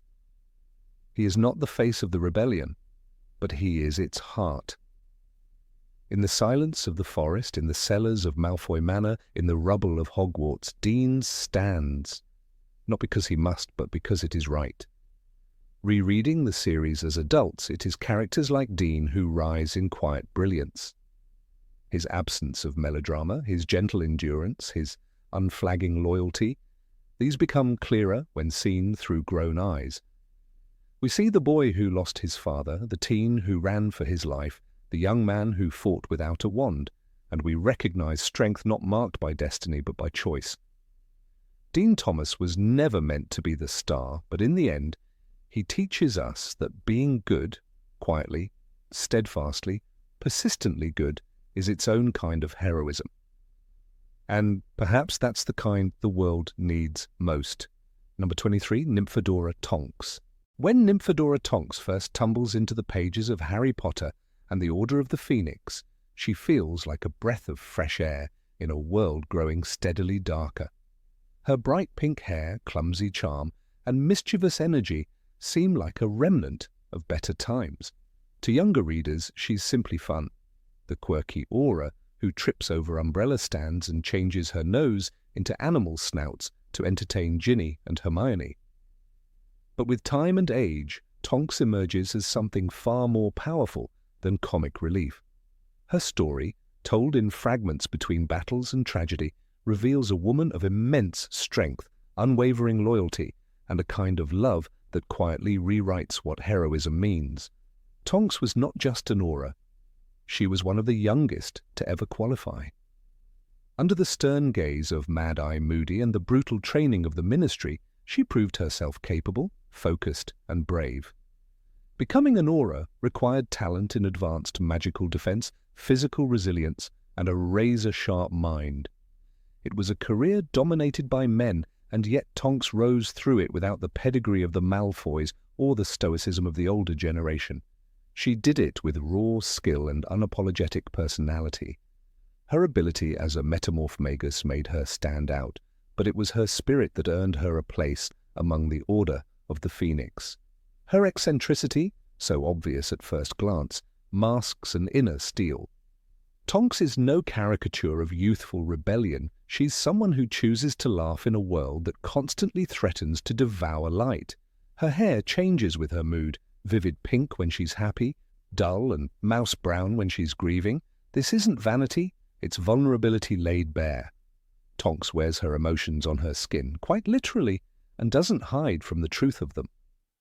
As readers grow older, they see the subtle tragedy in her metamorphic abilities, the way her colours fade with depression, how love and loss leave their imprint on her body as much as her soul. Tonks loved Remus Lupin. Not in a fleeting, girlish way, but in a defiant, grounded, fiercely adult kind of love. She loved him when he told her not to. She loved him through his fear, his guilt, his belief that he was unworthy of affection. "You see," Lupin once said in Half-Blood Prince, "she wants to marry me, she's young enough to be my daughter." But Tonks didn't fall in love with Lupin because he was easy to love. She fell in love because she saw him truly and completely, and chose him regardless. This is the kind of love that rarely gets the spotlight. It is stubborn, self-sacrificing, and heartbreakingly mature. Her love wasn't loud. She didn't stage dramatic confessions. She quietly suffered. When Lupin left her out of a misguided sense of nobility, Tonks didn't rage against the injustice. She grieved. Her magic dimmed. Her laughter vanished. Her Patronus, once a playful jackrabbit, changed to reflect Lupin's wolf, the ultimate transformation of heart over mind. This wasn't a girl in love with a fantasy. This was a woman choosing the realities of a hard life with someone broken and still saying, "He's worth it." During the Battle of the Astronomy Tower, Tonks is there. During the ambush on the Seven Potters, she is fighting. At every moment of crisis, she chooses duty over comfort, even when her world is collapsing. She is present when Dumbledore dies. She is present when the Ministry falls. And yet, she never becomes cynical. Tonks fights not because she thirsts for glory, but because there is no other choice when injustice reigns. She is a quiet soldier in a war that devours the loudest first. And then comes the war's cruelest twist. Tonks becomes a mother. She gives birth to Teddy Lupin in the darkest months of the Second Wizarding War. She could have stayed behind, she could have said no, but she didn't. The same woman who once made children laugh with rubber duck noses now walks into the Battle of Hogwarts, with full knowledge she might not return. She does not flee motherhood, but neither does she abandon the cause. Her final act is one of impossible balance, the love for her child and the love for the world he will grow up in. Her death is barely described. It happens off-page in a single line. Remus and Tonks, pale and still and peaceful-looking, apparently asleep beneath the dark, enchanted ceiling. Deathly Hallows, Chapter 34. No fanfare, no last words, no cinematic farewell. And that is what breaks the heart more than anything, because Tonks dies the way she lived, without spectacle, but with undeniable honor. She deserved more, a fuller goodbye, a moment of closure, but real heroes rarely get what they deserve. They simply do what must be done and hope it's enough. That's the lesson Tonks leaves behind. It's not about chasing destiny or wielding great power. It's about showing up, even when every instinct tells you to run. It's about choosing love again and again, even when it hurts. Her name is Nymphodora, but she hated it.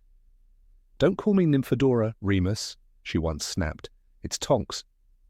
She clung to the name that defined her by choice, not birth. Tonks, the warrior, the friend, the lover, the mother. That choice itself is symbolic. She isn't trying to erase femininity or softness. She's carving out a space for strength and individuality on her own terms. It's also worth remembering how others saw her. Mad-Eye Moody trusted her with his life. Kingsley Shacklebolt fought beside her without hesitation. Molly Weasley, a mother who loves fiercely, took Tonks into her family long before any formal marriage. Even Sirius, cynical and embittered, welcomed her with warmth. These are not people who give trust easily. That they love Tonks is a testament to her character more than any speech could explain. In every corner of the narrative, Tonks is threaded through the stories of others. She connects worlds of the old Marauders and the new DA, the Ministry and the underground resistance. She never demands attention, but her presence holds scenes together. She is the bridge, the balance. Her marriage to Lupin is symbolic of reconciliation between werewolves and wizards, between broken men and brave women, between fear and forgiveness. And then there's Teddy, orphaned but not unloved. His parents leave him the greatest inheritance of all, the truth that even in the face of annihilation, people can choose hope. Tonks never raised her son, but she gave him the right to live in a world that had been fought for. His blue hair, so often mentioned in passing, is a reminder that Tonks lives on in magic and memory. Adult readers revisit her chapters with a deeper ache. When she tumbles into Grimmauld Place with bright hair and stumbling steps, we see not just comic relief, we see a young woman already carrying weight we hadn't noticed. When she stands beside Remus at Bill and Fleur's wedding, we don't just see a guest, we see a soldier savouring one last happy day before the storm. When her name appears on the list of the fallen, we feel something different than when we were young. We feel the void her absence creates. And yet Tonks isn't defined by tragedy. That's what makes her so extraordinary. She isn't just the woman who died, she is the woman who lived. She danced through the shadows and laughed anyway. She kissed a man who hated himself and told him he was worthy. She made the choice to fight for what was right, not because she was fearless, but because she was brave despite it. She reminds us that strength is not loud. Sometimes it's quiet and tired, and still gets up anyway. What's perhaps most moving is that Tonks never demands recognition. She doesn't lead revolutions or make grand declarations, but she changes the story simply by being in it. She brings colour to a grayscale war. She brings tenderness to a hardening world. She shows that being powerful doesn't mean being perfect. It means being present again and again, especially when it's hardest. In her, we see a reflection of the unsung heroes in our own lives, the teachers who protect students quietly, the nurses who keep showing up through exhaustion, the friends who hold others together while breaking inside. Tonks is all of them, bright, human, flawed, and magnificent. When we were children, we admired her pink hair. As adults, we admire the woman who never let that colour fade, even when the world tried to turn it grey. Nymphodora Tonks, the aura, the rebel, the wife, the mother, the fighter. She wasn't the chosen one. She wasn't the face on the poster, but she was, in every sense of the word, a hero. And now, years later, we finally see her for what she always was, not just lovable, but unforgettable. Number 24, Fred and George Weasley. Of all the characters in the Harry Potter series, few undergo such a profound transformation in the eyes of adult readers as Fred and George Weasley. In childhood, we laugh with them. We remember their enchanted fireworks, their explosive exit from Hogwarts, and their eternal mischief with fondness. But as adults, the laughter echoes with deeper tones. What once seemed like harmless fun is now a form of resistance. What once looked like mischief becomes a fight for freedom. And what once was a joke transforms into one of the most tragic losses in the series. Fred and George are first introduced not as individuals, but as a pair, inseparable, identical in looks, movement, and thought. They finish each other's sentences, play pranks together, and seem to embody a light-heartedness that sets them apart even from their own large family. Their jokes often serve as relief, punctuating the growing darkness of the plot. As children, we treasure them for this. But rereading the series with more mature eyes reveals the Weasley twins to be complex symbols of resistance, innovation, loyalty, and, ultimately, heartbreak. From their earliest appearances, the twins push against authority, but not out of thoughtlessness. Unlike Draco Malfoy's mean-spirited provocations or Peeves's chaotic torment, Fred and George's mischief often targets systems of oppression and absurdity. They mock unjust rules, question authority, and highlight the hypocrisy in those who wield power. When Dolores Umbridge takes over Hogwarts, enforcing strict rules with a cruel smile, it is the twins who stage one of the most memorable revolts in the entire series. Their grand finale, a blazing show of magical fireworks, a portable swamp, and a dramatic flight from the castle, is not just a joke, it's a declaration. As the narration reads, Fred and George turned to each other and said together, "Time to cause some mayhem." This act, while visually entertaining, is one of the most powerful symbolic gestures in the saga.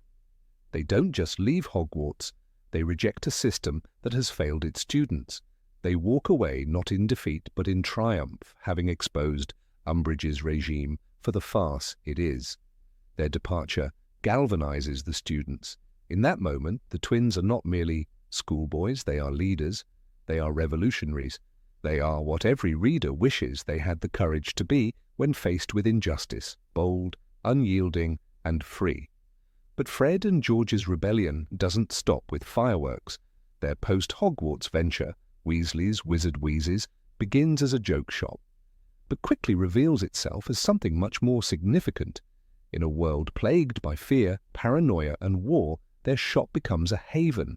The products they sell are not just for laughs, they serve a deeper purpose. Decoy detonators, Peruvian instant darkness powder, and shield hats are all used by members of the Order of the Phoenix and Dumbledore's army. In a time when the Ministry of Magic is compromised and Voldemort's shadow spreads, it is Fred and George who supply tools of resistance.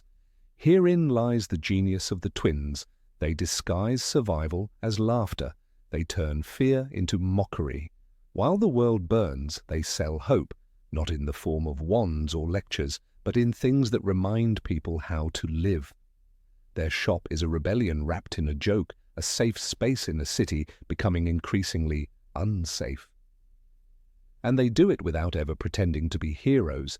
They never seek recognition, medals, or titles. Their weapons are jokes, and their battlefield is joy. Behind their irreverence lies an extraordinary maturity. When Harry gives them his Triwizard Tournament winnings to start their business, they don't waste it. They invest it. They work hard. They make something real. In a society that mocks dreamers and fears change, Fred and George become self-made entrepreneurs, supporting their family, employing people, and creating something enduring. It's easy to admire Hermione's intelligence or Harry's courage, but Fred and George's creativity, tenacity, and independence are equally heroic, just less flashy. Their bond, too, takes on deeper meaning with age. Fred and George are more than brothers. They are two halves of one soul. Unlike the rivalry between Ron and Percy, or the jealousy among other siblings, Fred and George are defined by unity. They understand each other without speaking. They trust each other absolutely. In a world where trust is often broken and relationships strained by war and fear, their bond is a beacon. It is not childishness that ties them together, it is love. This is what makes Fred's death so devastating. During the Battle of Hogwarts, amidst the chaos and destruction, the death of Fred Weasley is written with brutal simplicity. And that's when Harry saw Fred Weasley, one side of his face still mirroring the grin he had died with. The smile, once a symbol of life and mischief, becomes an eternal marker of his spirit. But the grief it unleashes is anything but simple. George is shattered. The man who once finished Fred's jokes is left speaking alone.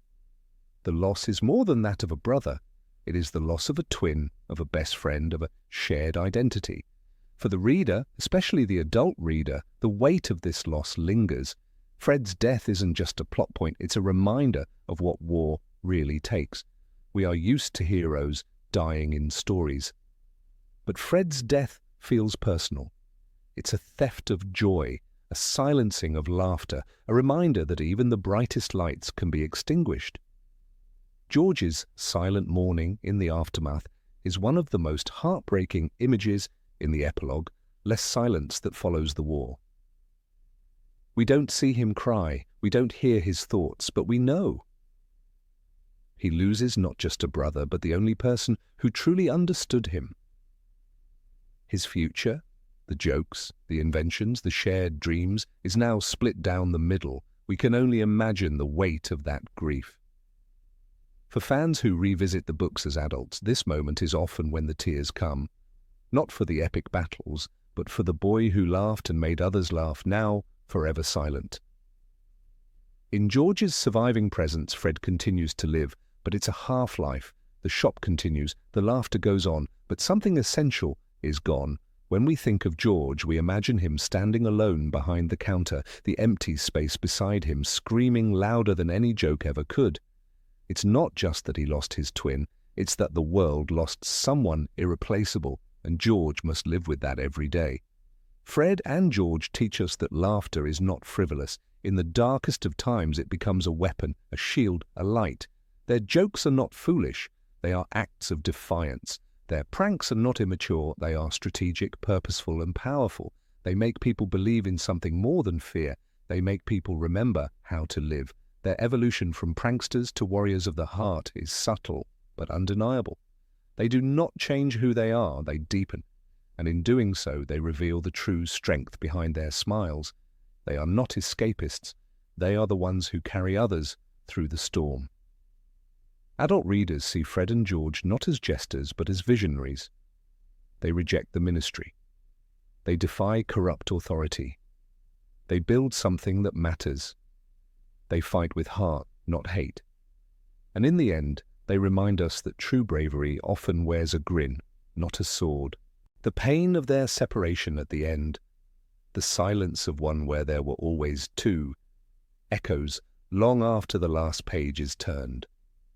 But so too does their legacy.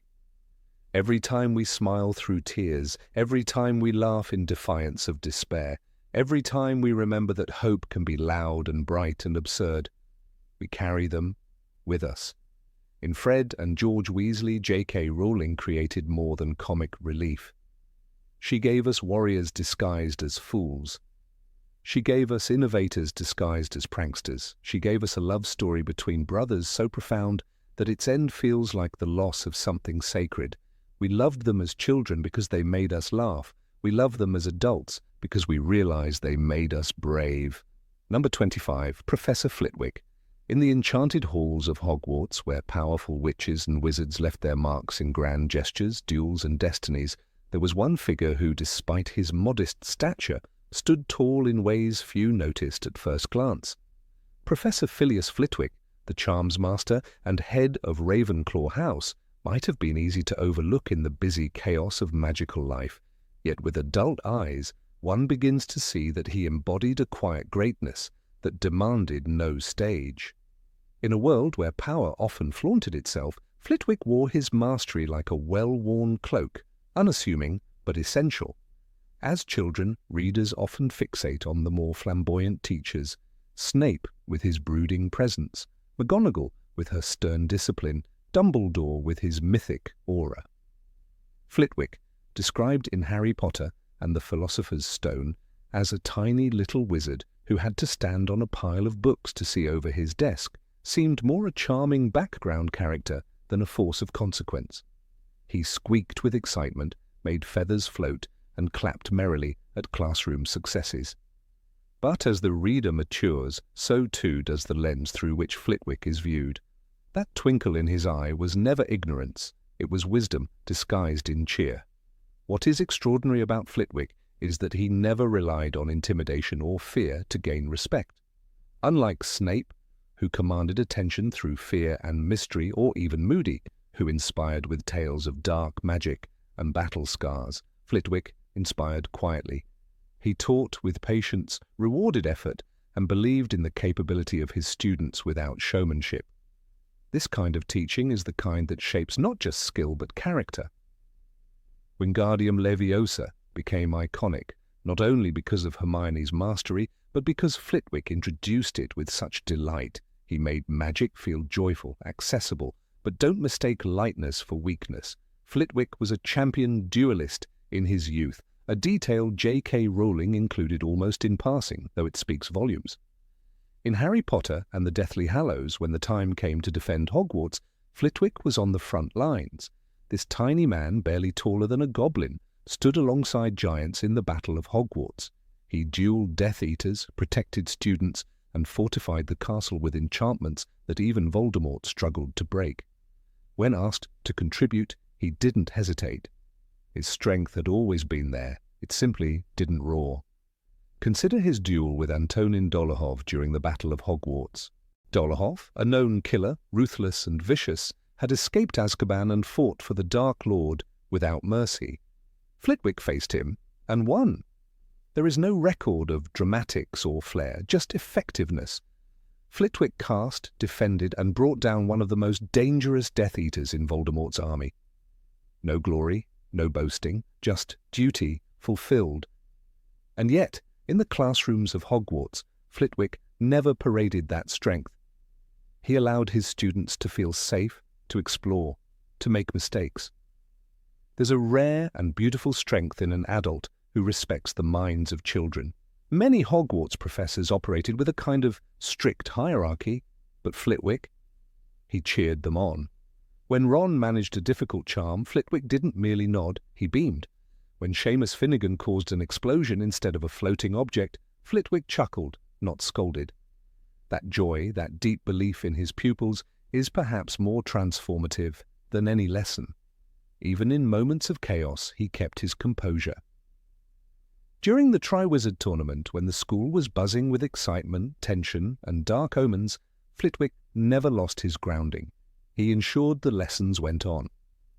While other professors were swept into political games, secret missions, or personal vendettas, Flitwick simply taught, and in that he provided something precious to the students: consistency, reliability, peace.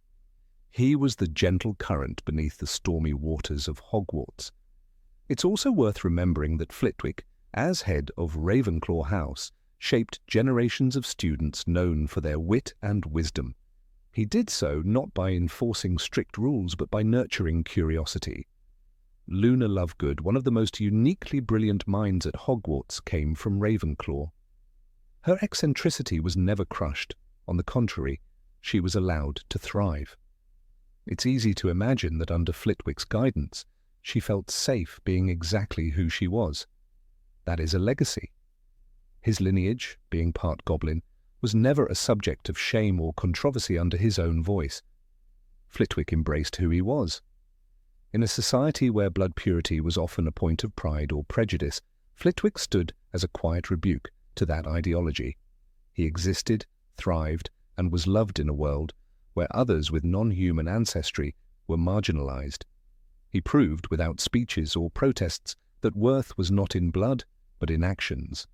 His compassion also extended beyond teaching. When Fred and George Weasley launched fireworks in Order of the Phoenix, rebelling against Umbridge's tyranny, Flitwick was not upset. In fact, he confessed he wasn't sure he had the authority to remove a firework that strong. But there was a glint of amusement in him. He understood the importance of rebellion in the face of oppression. He didn't side with cruelty, he sided with what was right.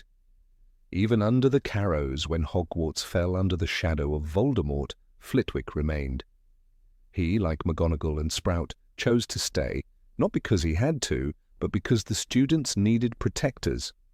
There was danger, there was risk, but Flitwick, the joyful little charms master, was not going to abandon them. He endured, resisted, and in the final moments before the battle, helped shield the school with some of the strongest protective spells ever seen at Hogwarts. "Do your duty to your school," he had once said, and he did. One of the most touching moments in the series, subtle though it is, comes in Deathly Hallows when Flitwick prepares for the final battle. He doesn't speak much, he doesn't rally troops or give speeches. But he stands beside Professors McGonagall and Sprout, wands ready, waiting. In that stillness there is a profound message. He was ready to die if it meant giving the students a fighting chance. Throughout all the books, Flitwick's classroom never became a battleground for ego. He didn't play favourites. He didn't humiliate students. He nurtured. He praised. Even when chaos reigned in Hogwarts, he held his corner with dignity. "It's the wand movement, not the volume," he once corrected Seamus gently. It's also a metaphor. Magic isn't about how loudly you scream it. It's about precision, control, and belief. His compassion didn't dull his mind. Flitwick was a strategist. In the final stand at Hogwarts, he used enchantments that manipulated space, sound, and force. He didn't just throw hexes, he created barriers, crafted traps, and fortified weaknesses. His magic wasn't brute force, it was art. It's also vital to consider how students spoke of him. Nobody feared Flitwick, nobody whispered rumours of cruelty or unfairness. He was universally liked. That may seem unremarkable, but in a castle filled with strong personalities, that's a rare accomplishment. In Goblet of Fire, after the Yule Ball, while some teachers were caught gossiping or drinking heavily, Flitwick was content to drift through the party, enjoying the atmosphere, celebrating youth. Flitwick was also one of the few professors who never lost hope in his students. Even when they failed, he encouraged growth. Neville Longbottom, who struggled in many areas of magic, never faced scorn from Flitwick. Quite the opposite. Neville later became a hero of the war, a transformation that required faith from his elders. Flitwick, with quiet persistence, was one of those believers. As for Harry himself, while he might not have had as many direct interactions with Flitwick as he did with Snape or Lupin, the charms professor was ever present. He taught Harry the summoning charm Actio, a spell that saved Harry's life during the Triwizard Tournament. In that one lesson, Flitwick contributed to Harry's survival in the graveyard, his retrieval of the golden egg, and his navigation of the maze. A small lesson, a huge impact. The more we reread the series as adults, the more we understand that Flitwick represents the kind of adult many wish they had in their lives. Someone kind, wise, and supportive. Not loud, not severe, but deeply, unwaveringly good. In a castle where drama, danger, and darkness loomed, Flitwick was the flickering light that stayed warm and steady. Even after the war, when Hogwarts was rebuilt, one imagines Flitwick back in his classroom, standing on his pile of books, guiding a new generation of young witches and wizards to master their wands and themselves. He had seen horror, he had faced evil, but he never allowed it to sour his view of magic or youth. That, perhaps, is his greatest charm. In the end, Phileas Flitwick reminds us that greatness doesn't always shout. Sometimes it smiles, sometimes it teaches, sometimes it simply shows up every day for the ones who need it most. His legacy is not built on battles, though he fought them. It's not built on fame, though he earned it. It is built on every child who walked out of his classroom believing in magic and in themselves.